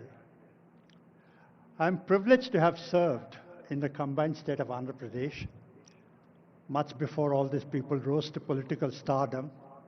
I have very fond memories. I worked in parts of Telangana. I was Collector Khammam when our Deputy Chief Minister must have been in school, and then I was Finance Secretary of the combined state. Although the state is administratively and politically divided, I feel emotionally at home in both Andhra Pradesh and Telangana. And Hyderabad is my home now, Telangana is my state now, but I belong to the entire combined Andhra Pradesh. Over the last 10 years, Telangana has clocked remarkable progress. A state once known for feudalism, poverty, backwardness, ignorance, is today possibly the #1 state, clocking possibly the highest growth rate in the country over the last 10 years. Hyderabad, this charming, beautiful city, is a jewel. You know, all around the country, and many of these people have traveled around the world, around the country. I'm very proud of this city. If there's one Indian city that is representative of all of India, it is Hyderabad. Cosmopolitan in outlook, blend of tradition and the best of traditions and values, and modernity, safe for everyone, the best example of unity in diversity. You know, at one time when I was in the government, sir, in the late 90s, early 20s, we used to look for the overflow from Bangalore. So Bangalore is the icon of India, and Bangalore is saturated, so the overflow will come to Hyderabad. Today, Hyderabad is iconic. It's Hyderabad that people look up to as the first choice. So I'm very proud of what the government of Telangana has attempted. Congratulations to you, sir, and to your entire government. This document, I've not seen it, it's going to be released later in this event, is prepared by the government, working closely with the ISP, with Niti Aayog, I believe with wide-ranging consultations with the stakeholders. And I've not seen the document, but I'm privileged to be part of the advisory committee, and I look forward to studying the document and working with the government on implementing it over the next couple of years. But what I gather, what I heard the Chief Minister say yesterday, is that Viksit Telangana wants to be the #1 state in the country with $1 trillion GSDP by 2034 and $3 trillion by 2047, the centenary of the independence. Today, the GSDP of Telangana is about 16.7 trillion rupees, which roughly translates to $250 billion. We are at $250 billion today. We've got to get to 3 trillion in 22 years, which means multiply the GSDP by 15 times. And if you do simple arithmetic, it means that the state has to grow by about 8 to 9%, perhaps even faster. One trait of lead, that's a tough goal, a challenging goal, difficult, but not impossible. One trait of leadership is actually to set impossible goals, near impossible goals. So I want to congratulate the government for setting that goal. Yesterday, the Chief Minister mentioned that Telangana wants to replicate the Gyeongdong success. Gyeongdong is the best practice in accelerated growth rate. Not perfect, but probably the best practice. I'm sure Telangana will do even better. It's presumptuous on my part to lay out the agenda, because the agenda for getting 2047 Telangana is large, complex, and that's going to be in the document. It'll be presumptuous for me to second guess that at the moment. But I want to make a few points at this stage. The first is the state must build on its core competence. Hyderabad is already known for its IT, its pharma, its biotechnology, services. Where I live in KPHB, there is GCCs coming up every day. So I see them, I experience them. But Telangana must expand into manufacturing, agribusiness, and into a variety of sectors to create jobs. The second is infrastructure. Physical infrastructure, digital infrastructure, and social infrastructure. Before we met, you came on the stage, we were talking to the IT Minister, Sridhar Babu Garu, and he was telling us about how Telangana government has aspirations of making Hyderabad the innovation center, AI innovation center for the country. The country looks up to Hyderabad. So that's the second thing you must be focusing on. The third, ease of doing business. You know, we all talk about it, we all know about it. And I'm sure the Chief Minister and his team are experienced. But when we were in the government 20 years ago, when we went around like these people are going around these days, canvassing for investment, you know what entrepreneurs like Sri Anand Mahindra tell chief ministers and ministers? If you want to give us tax concessions, it's okay. If you want to give us utilities at low cost, that's okay. But what we want more than all this is law and order, rule of law, and no interference from your people. So ease of doing business is something that must you must be concentrating on. Chief Minister, you said yesterday that you're not competing with the rest of the country, you're competing with globally. Actually, I think as the Deputy Chief Minister of Karnataka said yesterday, competing within the country is actually good. Healthy competition among states is good, and you're competing globally, setting yourself an aspiration. Primary education and primary health, I'm sure it's part of the agenda. Politicians don't normally, pardon me for saying this, I'm being a bit blunt, but politicians don't normally concentrate on education and health. The reason is, I'm not blaming anyone, but the reason is democratic compulsions force politicians to have a short-term horizon. Do things that will yield results in the short term. No, they tend to relegate long-term things because they're things that will generate results much later because they're not political priority. But they're very, very important, as you must have noticed. Karl Johan Juncker, who was the former Chancellor of the EU, he said, we all know what is the right thing to do. He was a politician. No? He said, we know what's the right thing to do. We don't know how to get re-elected after that. I'm sure that Chief Minister Revant Reddy and his team are going to find a new model and prove Karl Juncker wrong, that it is possible to do things and get re-elected. Okay? And then I saw in the papers, in the media, pure, rare, inclusive growth. I cannot emphasize this enough. Accelerating growth is important. Growth is necessary, but not sufficient. 8%, 9% growth, if it's just a number, if the benefits of growth are not widely shared, that growth cannot be sustained. So you must have inclusive growth, which means that the benefits of growth must go to the poorest person in Telangana, to the most farthest point in Telangana. I'm sure the vision document is going to concentrate on that.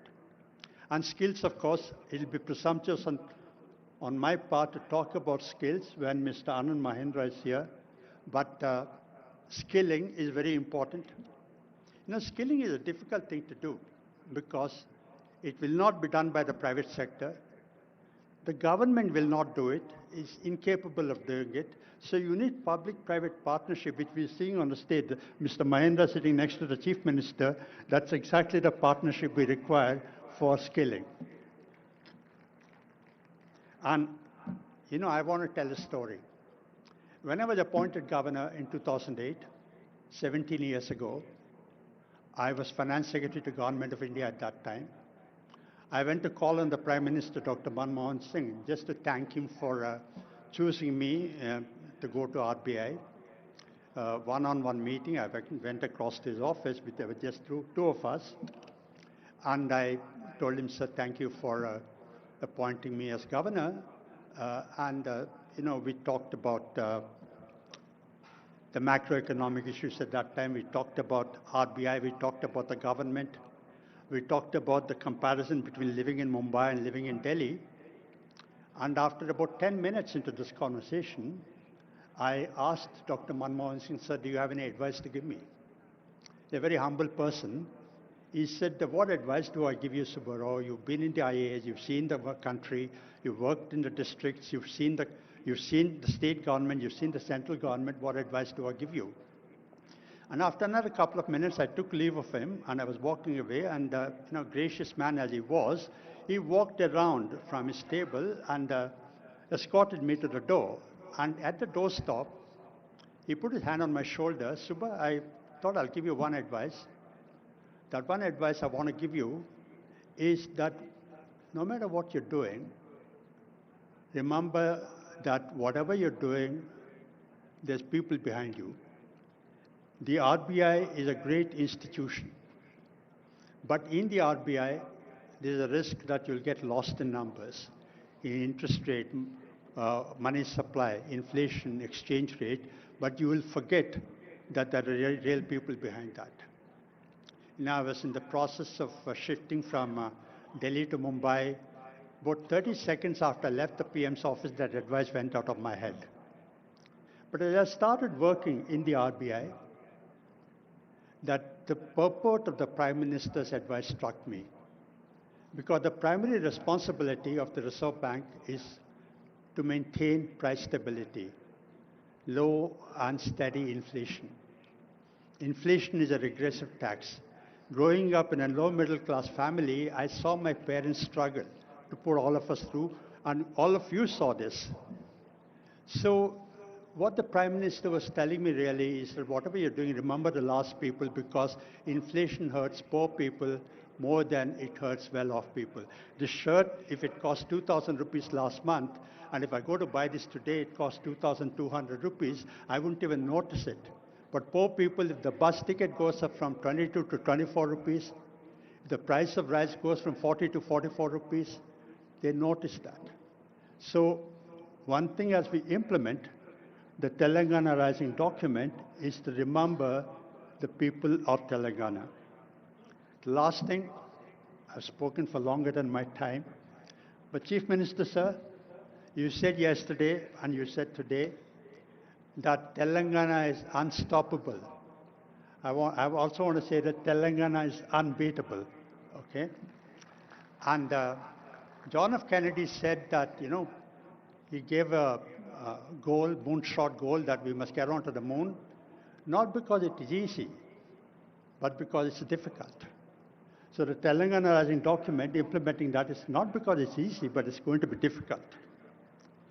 And 10 years from now, somewhere in the world, 10 years from now, sir, somewhere in the world, just like you said yesterday, Gyeongdong model, 10 years from now, somewhere in the world, somebody will say, we want to follow the Telangana model. So thank you very much.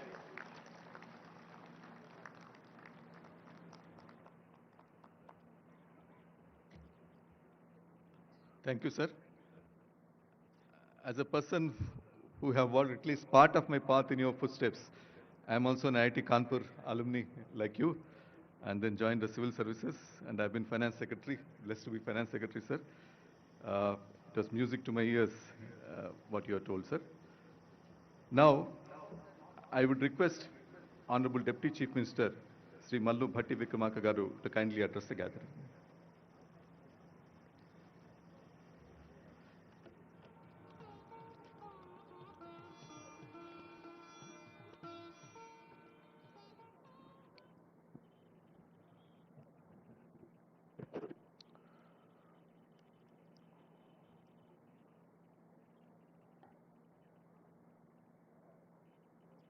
Sri Revant Reddy Garu, Honorable Chief Minister of Telangana, Sri Suman Berry Garu, Vice Chairperson Niti Ayog, and all the Honorable Cabinet Ministers, legislators, chairmen, and advisors of the government, and Sri Ananda Mahendra Garu, Sri Duvori Subbarao Garu, Dr. Raghuram Rajan Garu,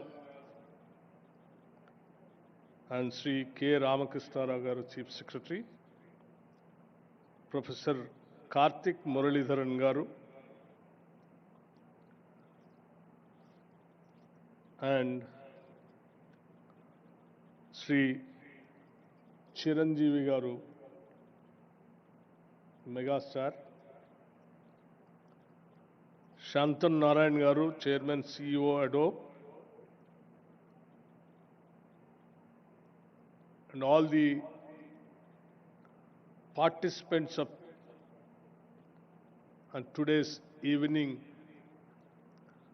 Telangana Rising 2047 Vision Document Release Function. Andarki Namaskaram. After a day and a half of the summit, I hope you saw the natural hospitality that Telangana is known for it. Hospitality is indeed our philosophy. Before I go further, I want to express heartfelt gratitude for the truly participative spirit in which the Telangana Rising 2047 vision was crafted. This was not the work of a few minds behind closed doors. It was a collective effort shaped by the wisdom and aspirations of a vast and diverse set of contributors. Honorable ministers brought clarity of purpose, civil servants brought insight from the ground, thought leaders and academics lent intellectual depth, and most importantly, lakhs of citizens across Telangana and the country, farmers, youth, entrepreneurs, and everyday workers shared their hopes and ideas for our future. I also want to place on record my gratitude to Dr. Suman Berry, here as the VC of Niti Aayog, who ensured that this document was brought to final conclusion, along with the CEO, other officials from Niti Aayog, as well as the team from ISB. Thank you, Dean Madan Pillutla and your team that has worked tirelessly to refine the detailed vision laid out in this document. I also wanted to assure Subbarao Garu the one or two words, two lines what he has expressed by saying growth has to be there, but it has to be inclusive growth. Of course, sir, this government's vision is, that's the main crux of our vision. Yes, definitely you will be seeing that in the document once after our Honorable Chief Minister releasing the document after the, after a few minutes. To all of you, thank you. This document belongs to all of us. I want to make one more important acknowledgement before I go further. At global summits, leaders are often accompanied by a Sherpa, not a literal guide, but a steady aspiration that helps navigate ambition and complexity. If this summit had a Sherpa, it was the spirit of resolve born from a historic decision, the one that gave Telangana its rightful identity. Today, on the birthday of Srimati Sonia Gandhi ji, I take a moment, with your permission, since I know this is non-political forum, but to acknowledge the quiet power of that choice. Her courage did not just shape our past, it continues to guide the aspirations we are crafting today. Now into the event itself, I have been thinking about the word summit. I realize there are actually two kinds of summits. The first kind is exactly what it sounds like. It's a meeting where you take the contributions, you add the speeches, and you calculate the total. It is simple arithmetic. It is a kind where you can quite literally sum it. But then there is a second kind, the kind we experience today.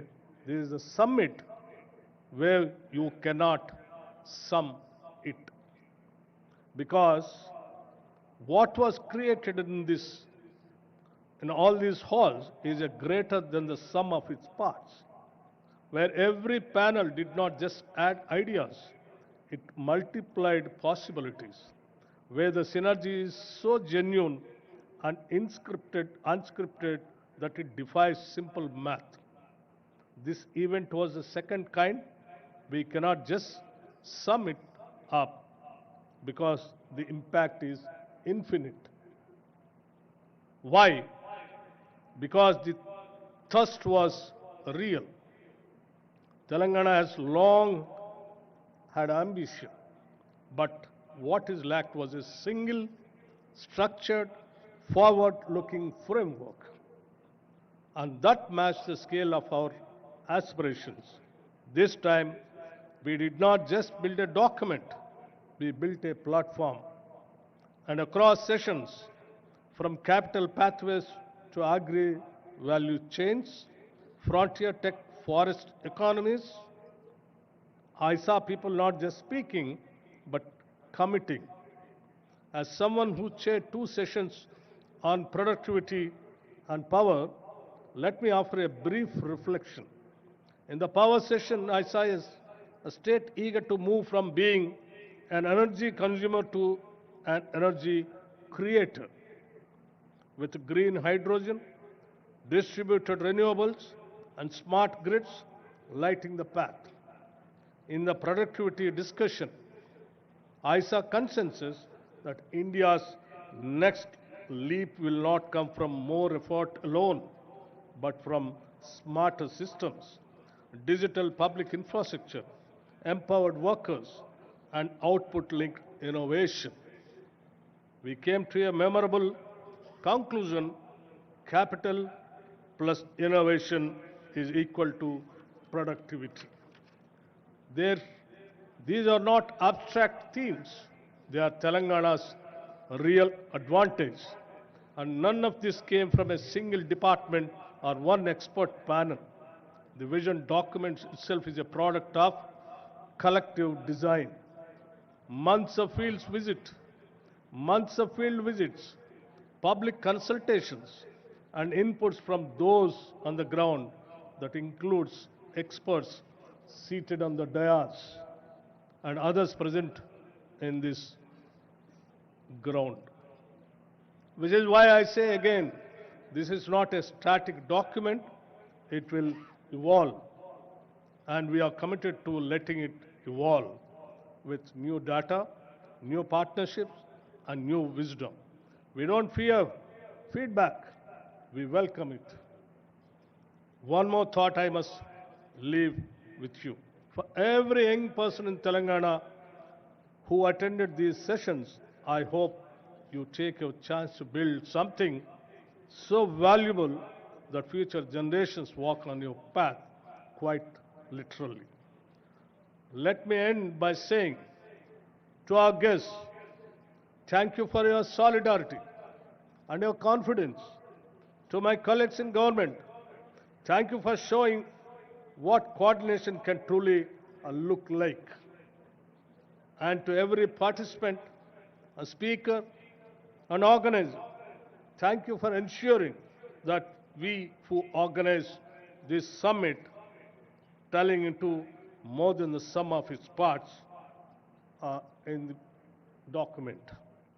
And also, I just wanted to make it very clear. Our Chief Minister, Sri Revanth Reddy Garu, and the entire cabinet is having only one goal: how to achieve the target what we kept, the 2047 $3 trillion economy, for which tirelessly the entire cabinet under the leadership of Sri Revanth Reddy Garu is willing to work. And when we announced that, people thought it is impossible. But we wanted to make it very clear. Impossible things, we wanted to make it possible. That is what Telangana. We will do that. Telangana is having all kinds of natural resources, human resources, and talented technical human resources. The only one thing which is required is a simple goal and a commitment and a dream of achieving 2047 $3 economy, which the entire government of us under the leadership of Sri Revanth Reddy Garu and the entire cabinet is having the dream. We will definitely achieve it, we will show to the whole world. Thank you very much, and Jai Telangana and Jai Hind.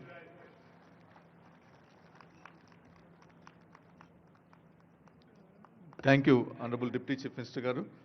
Now I'd request my colleague Jayesh to kindly introduce two sons of soil who have gone and achieved and are now heading world's famous companies. Jayesh?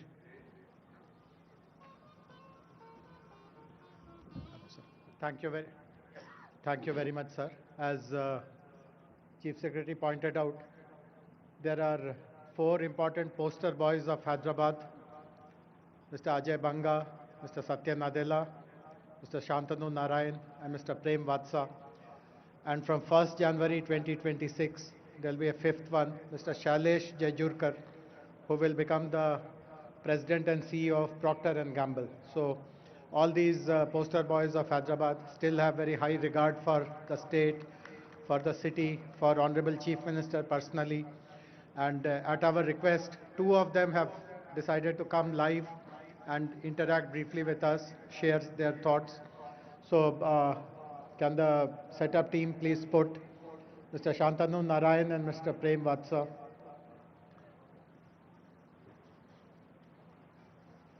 Hey, so hello Prem. Hello Prem. Hello Prem. Hello Shantanu. Can you hear both? Can you hear? Hello Shantanu. Hi Prem. Can you hear me? Is our audio good? Just give us a wave. Great. So thank you very much. Shantanu, I know that it is 4:30 a.m. for you. So thanks for making this effort. I do hope that you will, by what we tell you about our state, this will give you lots of energy. You will be able to manage your rest of the day. Thank you, Prem, for joining us. So Prem, we will start with you. You have seen the vision document, the executive summary of it. You today lead one of the biggest private investment firms, Fairfax. How optimistic are you about a state succeeding in all these promises, and what should companies like you do to support our vision further? Prem, a few words from you. Hey, thank you very much. Thank you for that introduction. And Honorable Chief Minister, Deputy Chief Minister, and my friends at that conference, good evening. I am very honored to join you with my good friend Shantanu, who's the CEO of Adobe and has an outstanding track record at Adobe.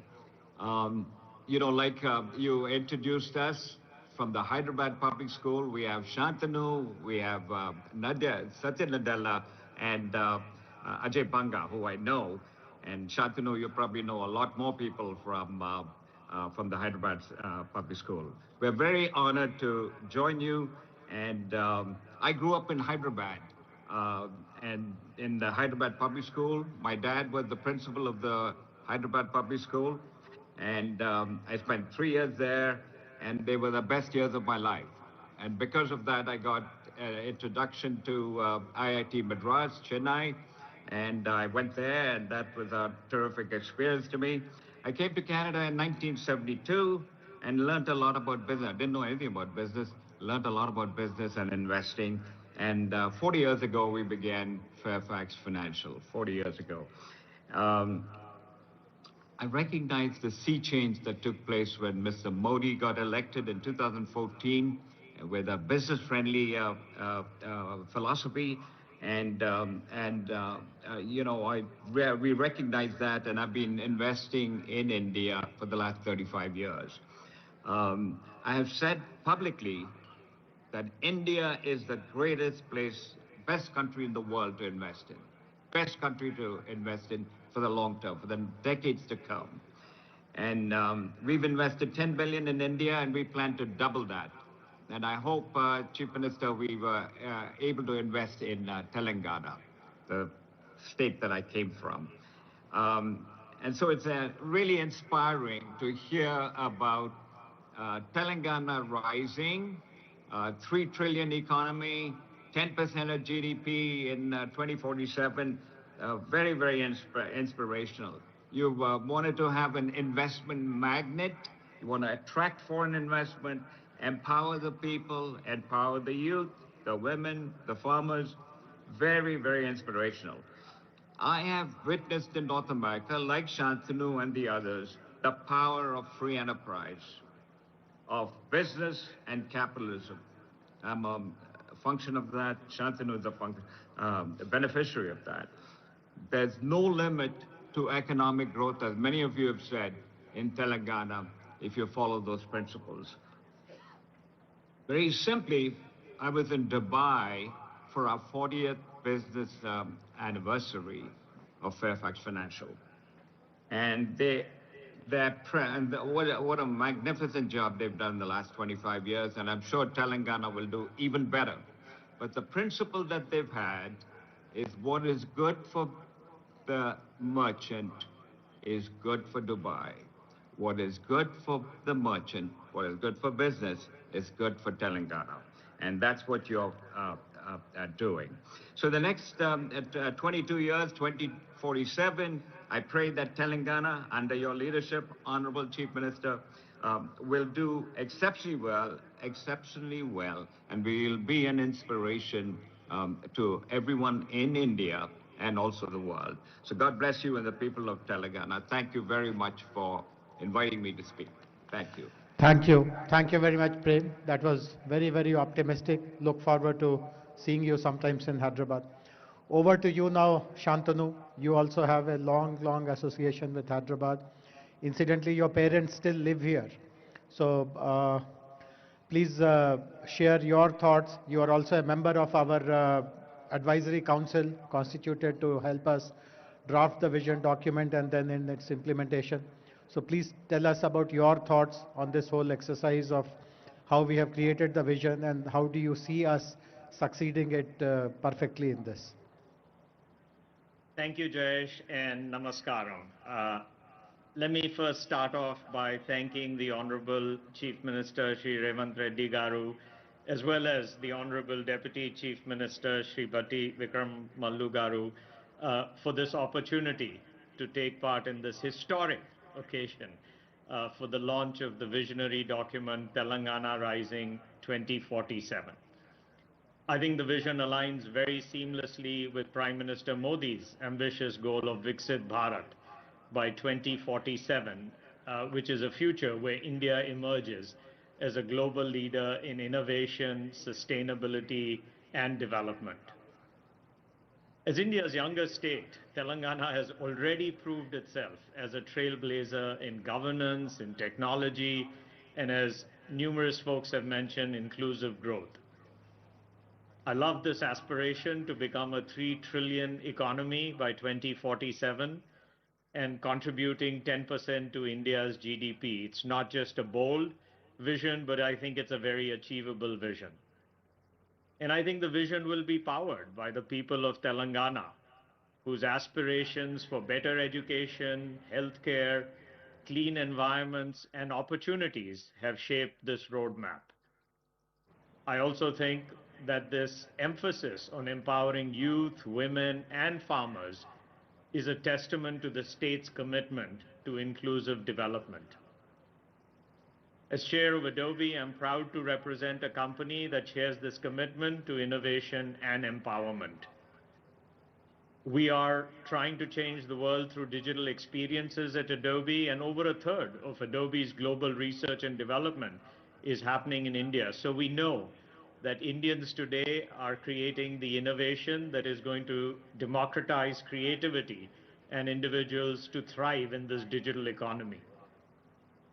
I'm particularly proud of the visions document that's focusing on foundational enablers, tech and innovation, efficient financing, good governance.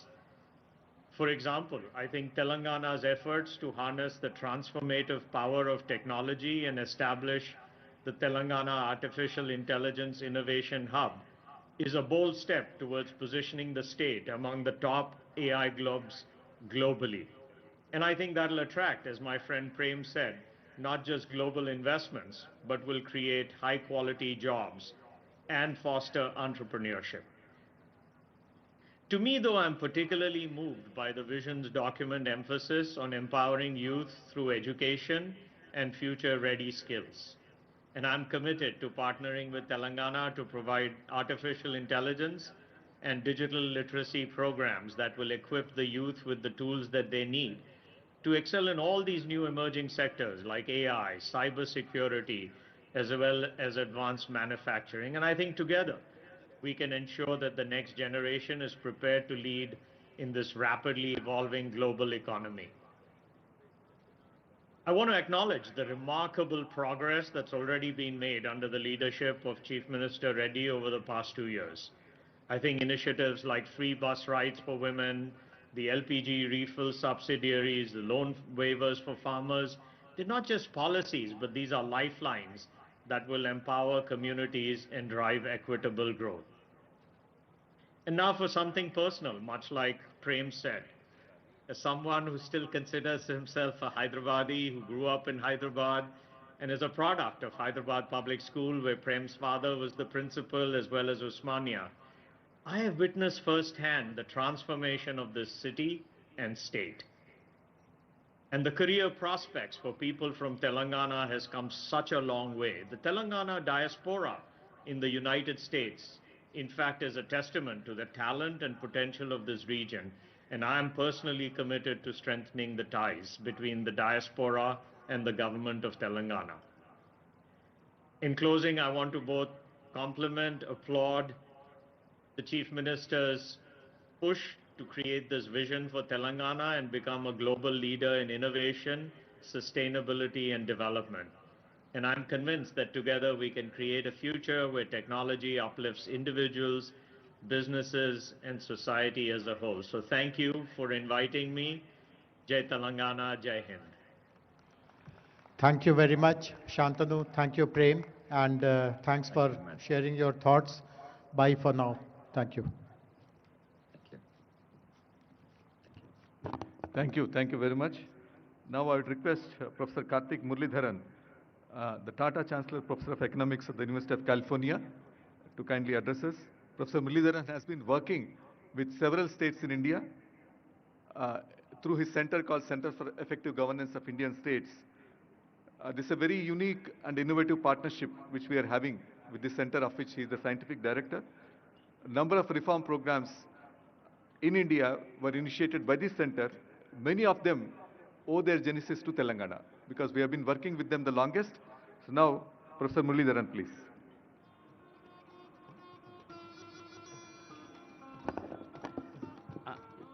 Gaurava Sabhaku, Namaskaramu. I am Honorable Chief Minister, Deputy Chief Minister, dignitaries on the dais. I'm really delighted and honored to be here today. I'm a Tamilian by birth. I grew up in Gujarat, but Telangana and Andhra Pradesh have been my karma bhumi for the last 20 years. I am especially honored to see that the Chief Secretary, Sri Ramakrishna Rao Garu, he was Commissioner School Education in 2004 when I first came to the state.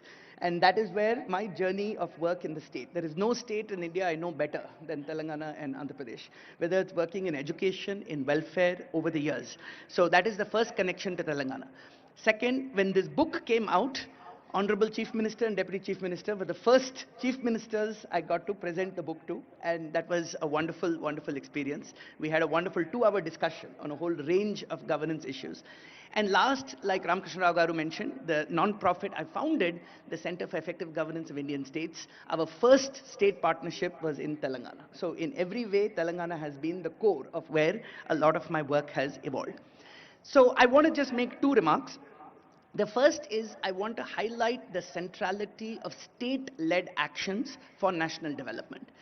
Almost every aspect of governance that touches the lives of citizens are actually controlled by state governments. Education, health, land, labor, safety, environment. So Government of India can provide guidelines and money, but the actual delivery is all with state governments. So if you look at the variation in outcomes across Indian states, that tells you how much state level leadership matters. Okay, so it is just wonderful to see this energy and this drive to think about a vision for Telangana and therefore set a vision for India itself. And I was particularly pleased to see that the benchmarks are global, because it is not enough to compete just with other states, but by setting global benchmarks, you are both elevating Telangana and elevating all of India. So there are already, like Ramakrishna Garu mentioned, so many examples of initiatives in Telangana that have now been replicated across the country. I just want to mention one, which I played a small part in. And this is what is called the annual KPI survey, where Telangana has become the first state to have annual district level outcomes on every human development indicator, on education, on nutrition, so that we know that we are making progress towards the goals, and not just setting goals and not knowing are we making progress. So that data is foundational, and this is now something that is being replicated across many states. So the second thing I want to say is that it is wonderful to set great goals, but getting there requires building more effective public systems. So like we say, a famous politician said, you campaign in poetry, but govern in prose. You aim for the stars, but you walk on the ground. So, which means to get there, we need to build better public systems every single day.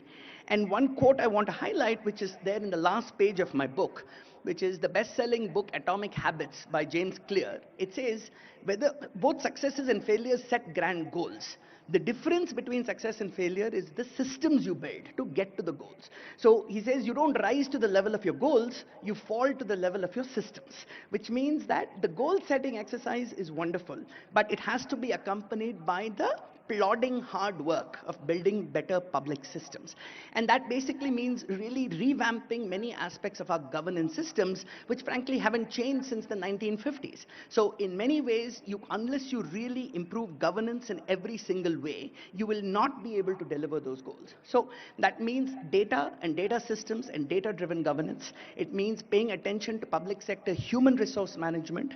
So the people in the government, whether the recruiting, the training, the skilling, the performance measurement and management, these are going to be the core elements of delivering on this vision. And finally, public finances, right? The scarcest thing the government has is money. Debt is a serious problem. So having certain principles of saying that money will be spent on the basis of both equity and efficiency. So how do you spend your scarce public money well is going to be the most important determinant of whether you are able to deliver this vision and catalyze industry, catalyze academia, catalyze society.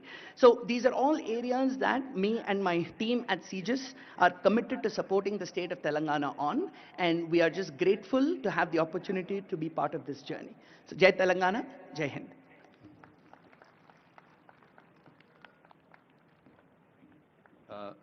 Thank you, Professor.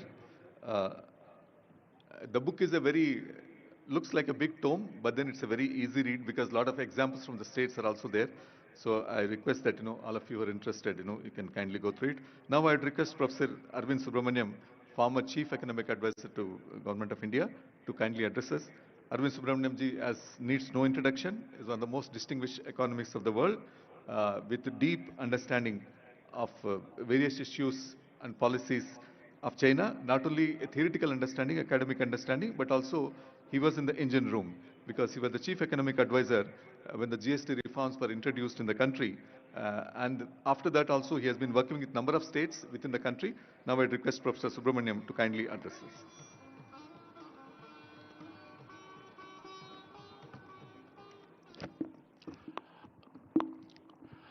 us. Honorable Chief Minister, Honorable Deputy Chief Minister, dignitaries on the dais, and participants in this amazing event, the Telangana Rising Summit. I'm delighted and honored to be here in this amazing venue, which is going to be the Bharat Future City. I can't wait to see, I hope I'll be alive to see that vision. It promises to be spectacular. I'm also honored to be part of the CM's Council and hope to help assist in the transformation of the Telangana economy. As Karthik said, it's clear that India's future resides more and more in the states because it's the states that control the levers that are going to determine the fate of India's 1.4 billion citizens. So I've just written a book with Devesh Kapoor, and I want to highlight one striking statistic that we found in that book. We all say, why can't India be as dynamic and grow as rapidly as China? But it turns out that 1/3 of India has grown as fast as China and for as long. Just think about that. So we don't have to look elsewhere. We just have to look within. And one of those states happens to be Telangana.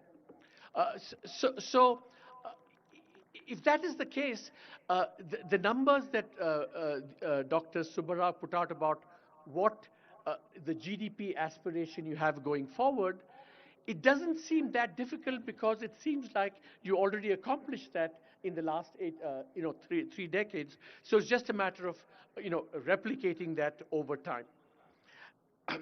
Now, Telangana, of course, is on the not just the Indian map but the global map as the cradle of India's IT revolution. But that's the past. I think when you look at the Telangana vision document under the leadership of the Honorable Chief Minister, it is embarking on the next structural transformation. How do you go from this very dynamic IT-based economy to something that both harnesses the power of the new technologies without neglecting the daily lives of all the citizens in the state? So it's this combination of technology, which is people-centered, human-centered, improving human livelihoods. I think that's at the core of this vision document, which I would commend to everyone going forward. I have, I think, said very often that the most important dynamic in India that's going to propel India going forward is competitive federalism, competition between the states, and especially if every state is competing, as the Honorable Chief Minister has said, not just with other Indian states, but internationally as well, this competition dynamic is going to be very, very important. So Telangana is going to be not just a magnet that attracts investment, it's also going to be a model for everyone else, other states, to kind of emulate. So competitive federalism with Telangana in the lead is one desirable dynamic. But I think the other dynamic that is going to be very important in India is not just competitive federalism, but competitive sub-federalism. That not just states competing with each other, but cities competing with each other. And in this regard, I think Hyderabad is turning out to be another model and a magnet. For example, NCR, with all its air quality problems, is forcing exit to other parts of the world. Bengaluru, the IT capital, with its congestion and urban challenges, is again forcing investors to look away, and that's the sense in which Hyderabad can be a magnet and a model going forward. So Telangana and Hyderabad can be the cradles of competitive federalism and competitive sub-federalism. Having said all this, I also want to be a little bit more realistic and offer some gentle advice. I think investor summits are like elections in a democracy. Heady, wonderful, everyone engaged, etc., etc. But we know in a country like India and in democracies like India, all the accountability, the hard work, and the implementation is done between elections, is done between investor summits. So while it's very impressive that you have 5 lakh crores in commitments already, the proof of the pudding is going to be 5 years from now, how much of those 5 lakh crores actually translated into real investment. So that's the metric by which we must judge Telangana's performance going forward. And in this regard, some of Dr. Subbarao's comments about, the ease of doing business, rule of law, creating a level playing field for all investors, not just some investors, big investors, is going to be very, very important. Now, I want to end, just make one last point in this. It's actually a series of points. When I used to be chief economic advisor, I used to have this ongoing debate with my boss, the late, wonderful Arun Jaitley. He used to tell me, Arvind, politics is the art of the possible. And I would say, no, no, Minister, politics is the art of expanding the possibilities of the possible. That's what I think good politics is. Now, let me strike a slightly sobering note. If you look around in the last 5 years, I mean, there is a disenchantment with Indian politics, or at least some parts of it, in the following sense. That is that you see more and more this rabidi culture that's crept in, and cash transfers, etc., have taken powerful hold on the political imagination. Now, I'm not against cash transfers. I'm not against welfareism. I think they're all very important. But I think there is a sense in which this disenchantment has happened because citizens want cash transfers in part because they feel they're not going to get much else from the state. So they said, let's get the cash transfers now because we don't know what governments will deliver later on. But there's a flip side to that.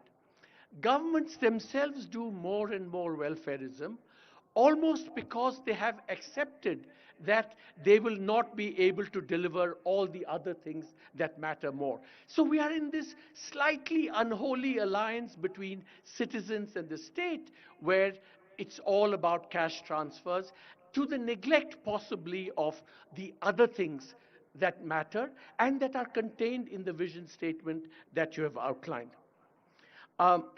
So I think what India needs is, as someone rightly said, and what is exciting about this summit and your leadership is the new Telangana model. What is the new Telangana model? I think it's very important to remember that the Telangana model has to have as its core, which it does, the retaining of the idea of India as a pluralist, inclusive, non-majoritarian, non-exclusionary place. That idea of India cannot be abandoned, cannot be abdicated. That is the foundation, or should be the foundation, of the Telangana model. But then over and above that, what has to happen is the kind of political imagination that's been displayed in the Telangana Vision document, and converting that political imagination into a new reality is what has to be the Telangana model. And really, we've just written a book. In some ways, what we lament in the book is that the Indian political imagination has become stunted and stale. And what is really exciting about this, Honorable Minister, to be honest with you, and what makes me excited about working with Telangana is this new political imagination which retains the idea of India, pluralist, non-majoritarian, inclusive, everyone, plus this new imagination where you combine technology and harness it for the good of the people. So good economics should be good politics. Good social policy should be good politics. And that hopefully will be the new Telangana model. Thank you, sir. As usual, Arvind sir, Professor Arvind sir has always brings us, while acknowledging the dynamism, the vision of our Honorable CMs is also put some caution marks along the road. Now, I would request the video message by Mr. Tony Blair, the former Prime Minister of UK, to be played, please.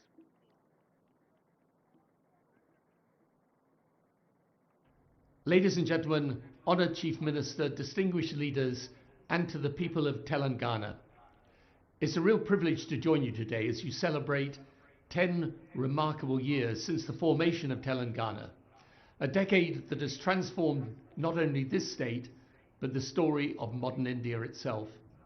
In 2014, Telangana began a journey filled with high expectations and even higher aspirations.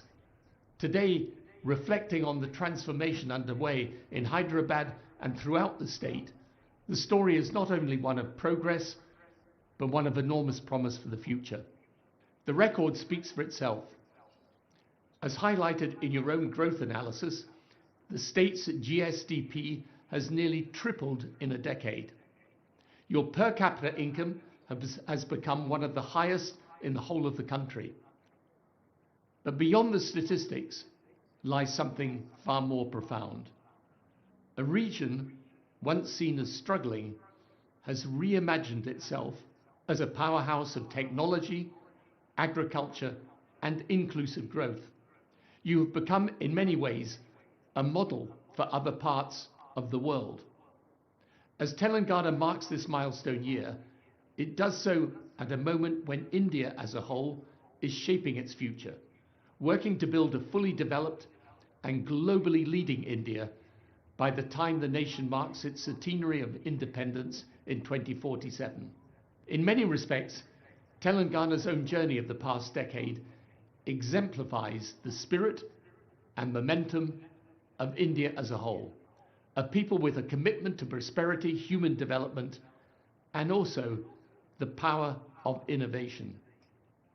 Your vision, Rising Telangana 2047, aligns powerfully with India's national mission, a vision to become a $1 trillion economy by 2034 and a $3 trillion economy by 2047, a vision to expand education, strengthen health systems, modernize infrastructure, and to unlock opportunity for every citizen. In the years I spent as Prime Minister and beyond, I've always believed that leadership is not only about solving today's problems, it's about preparing your nation for tomorrow's possibilities. And what Telangana is doing today is precisely that, building the foundations of long-term, inclusive, technology-driven growth. In this journey, it's been a privilege for my institute to support governments around the world undergoing similar transformations, from digital governance to economic reform, and from public service delivery to investment acceleration. We have worked with leaders across Africa, Europe, the Middle East, and Asia, helping them craft strategies for rapid and sustainable development. And our mission as an institute has always been clear: to partner with those governments that are determined to deliver for their people, to modernize their institutions, and to turn aspiration into achievement. And Telangana's story, this story of resilience, reform, and rising ambition, is exactly the kind of story we champion globally. During my time as Prime Minister, the United Kingdom faced moments demanding bold action, improving our public services, modernizing our education system, embracing the beginnings of the technology revolution, and placing innovation at the center of national progress. What I learned then is what Telangana demonstrates today, that with clarity of vision, strong leadership, and a commitment to inclusion, extraordinary transformation is possible. And as India advances towards its goal of Viksit Bharat 2047, it is states like Telangana that will help to propel the nation forward. Telangana's achievements, therefore, are not just local successes. They're contributions to India's wider journey of becoming one of the world's great democratic, economic, and technological powers. So as Telangana embarks on its next decade, expanding its metro, modernizing irrigation, supporting women's empowerment, reforming governance to be more transparent and citizen-centered, and welcoming global investment, it does so from a position of immense strength. As you bring your summit to a close, let me end my remarks in the hope that I may visit you in person very soon, and by offering all the people of Telangana my warmest good wishes for continued progress and a future shaped by the confidence and ambition that define this remarkable state. Thank you. Thank you sir. ఇప్పుడు megastar, ఎవరికీ పరిచయం చేయాల్సిన అవసరం లేనటువంటి శ్రీ చిరంజీవి గారిని సభను ఉద్దేశించి ప్రసంగించవలసిందిగా కోరుతున్నాను.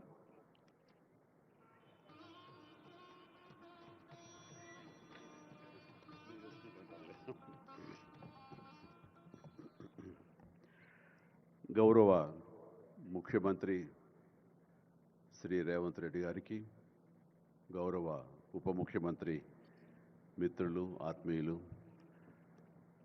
బట్టి విక్రమార్క గారికి, ఇతర దిగ్గజాలకి, ఆహ్వానితులకు, ప్రతి ఒక్కరికి నా హృదయపూర్వక నమస్కారాలు. తెలుగులో మాట్లాడడం కొంచెం చేంజ్ ఉంది కదా మీ చెవులకి. So let me have the privilege talking our mother tongue. ఇక్కడ మీ అందరికీ అనిపించవచ్చు, ఇక్కడ ఉన్నటువంటి ఆహ్వానితుల్లో చీఫ్ గెస్ట్ ఒక్కొక్కళ్ళు ఒక్కొక్క రంగానికి సంబంధించిన వాళ్ళు, ఫైనాన్స్ రంగానికి సంబంధించిన వాళ్ళు, అలాగే మాజీ గవర్నర్ ఆర్బీఐ సుబ్బారావు గారు, అలాగే ఇతర ఫైనాన్స్ వ్యక్తులు, అలాగే ఆటోమొబైల్ దిగ్గజం మహేందర్ గారు, ఇంతమంది ఉండగా వీళ్ళల్లో చిరంజీవి ఏమిటి సినిమావాడు అనే భావం మీకు ఉండొచ్చు. మీకు కదా, నాకే ఉంది అది. నేను ఎంతో ఇక్కడ ఫిట్ అవుతాను అని నాకే అనిపించచ్చు. కానీ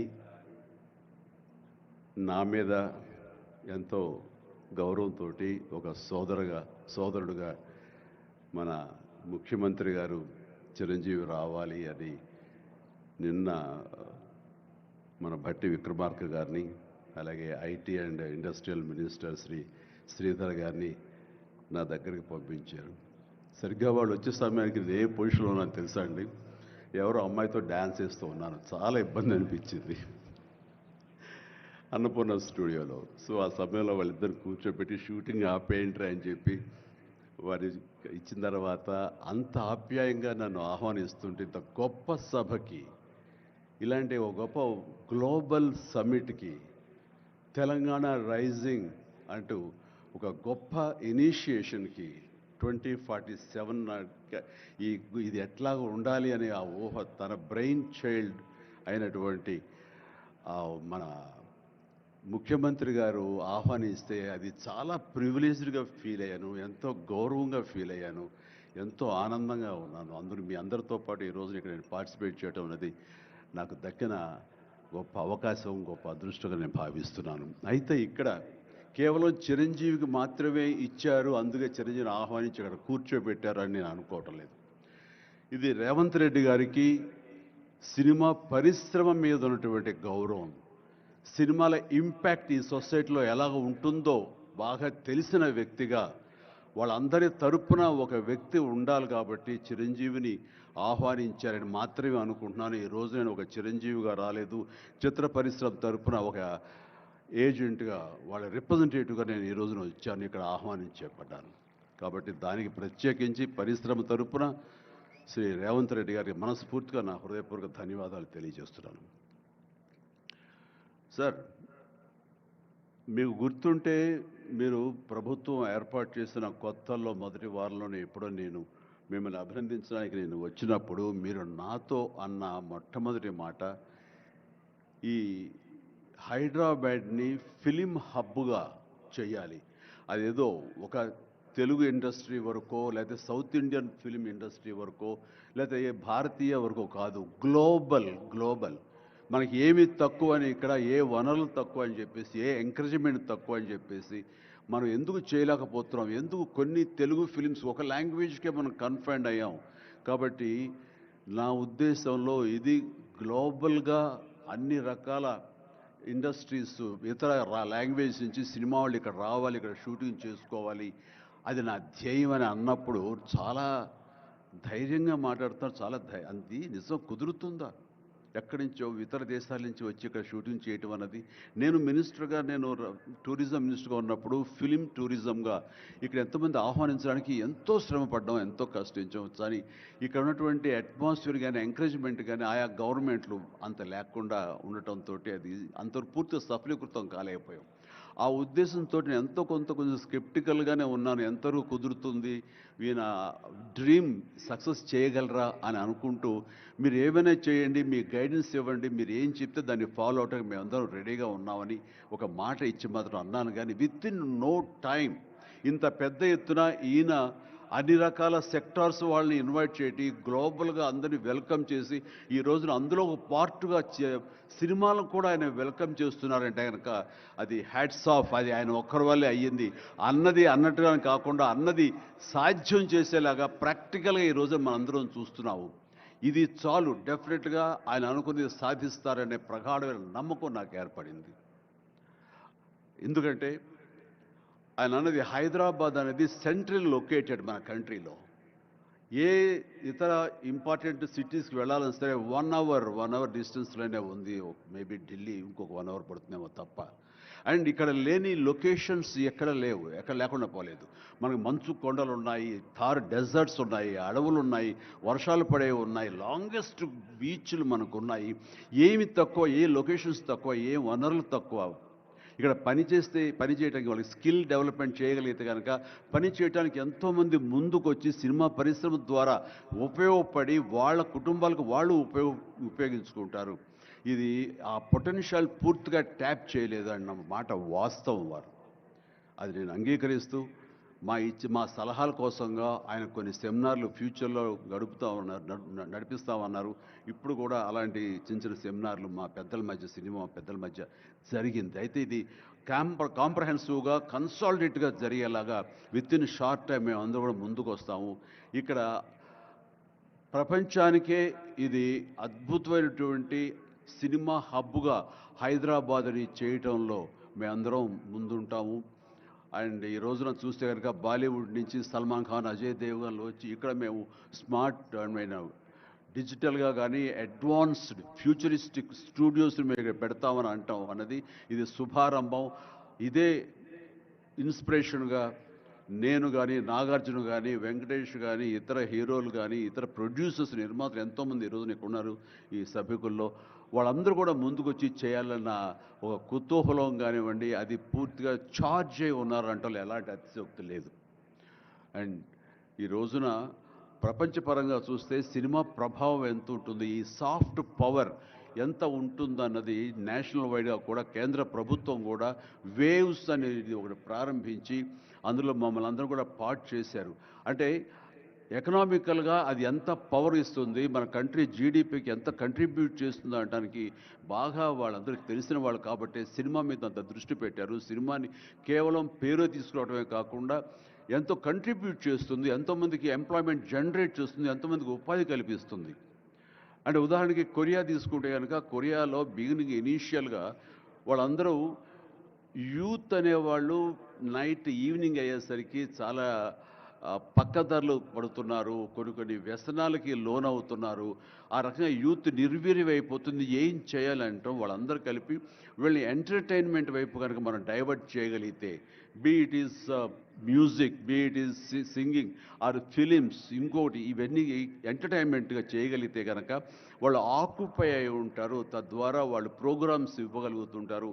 వాళ్ళందరూ నిష్ణాతులయ్యి వాళ్ళ ఫ్యామిలీకి వాళ్ళు బాసటగా ఉంటారు. తద్వారా వాళ్ళ నుంచి జనరేట్ అయ్యి ఎంతో కొంత వాళ్ళు క్రైమ్ వైపు వెళ్లకుండా ఉంటారు. ఆ రకంగా క్రైమ్ రేట్ తగ్గించుకోవచ్చు అనే భావంతో కొరియన్ గవర్నమెంట్ స్టార్ట్ చేసింది. కానీ ఈ రోజున ప్రపంచపరంగా Korea K pop, K drama, K music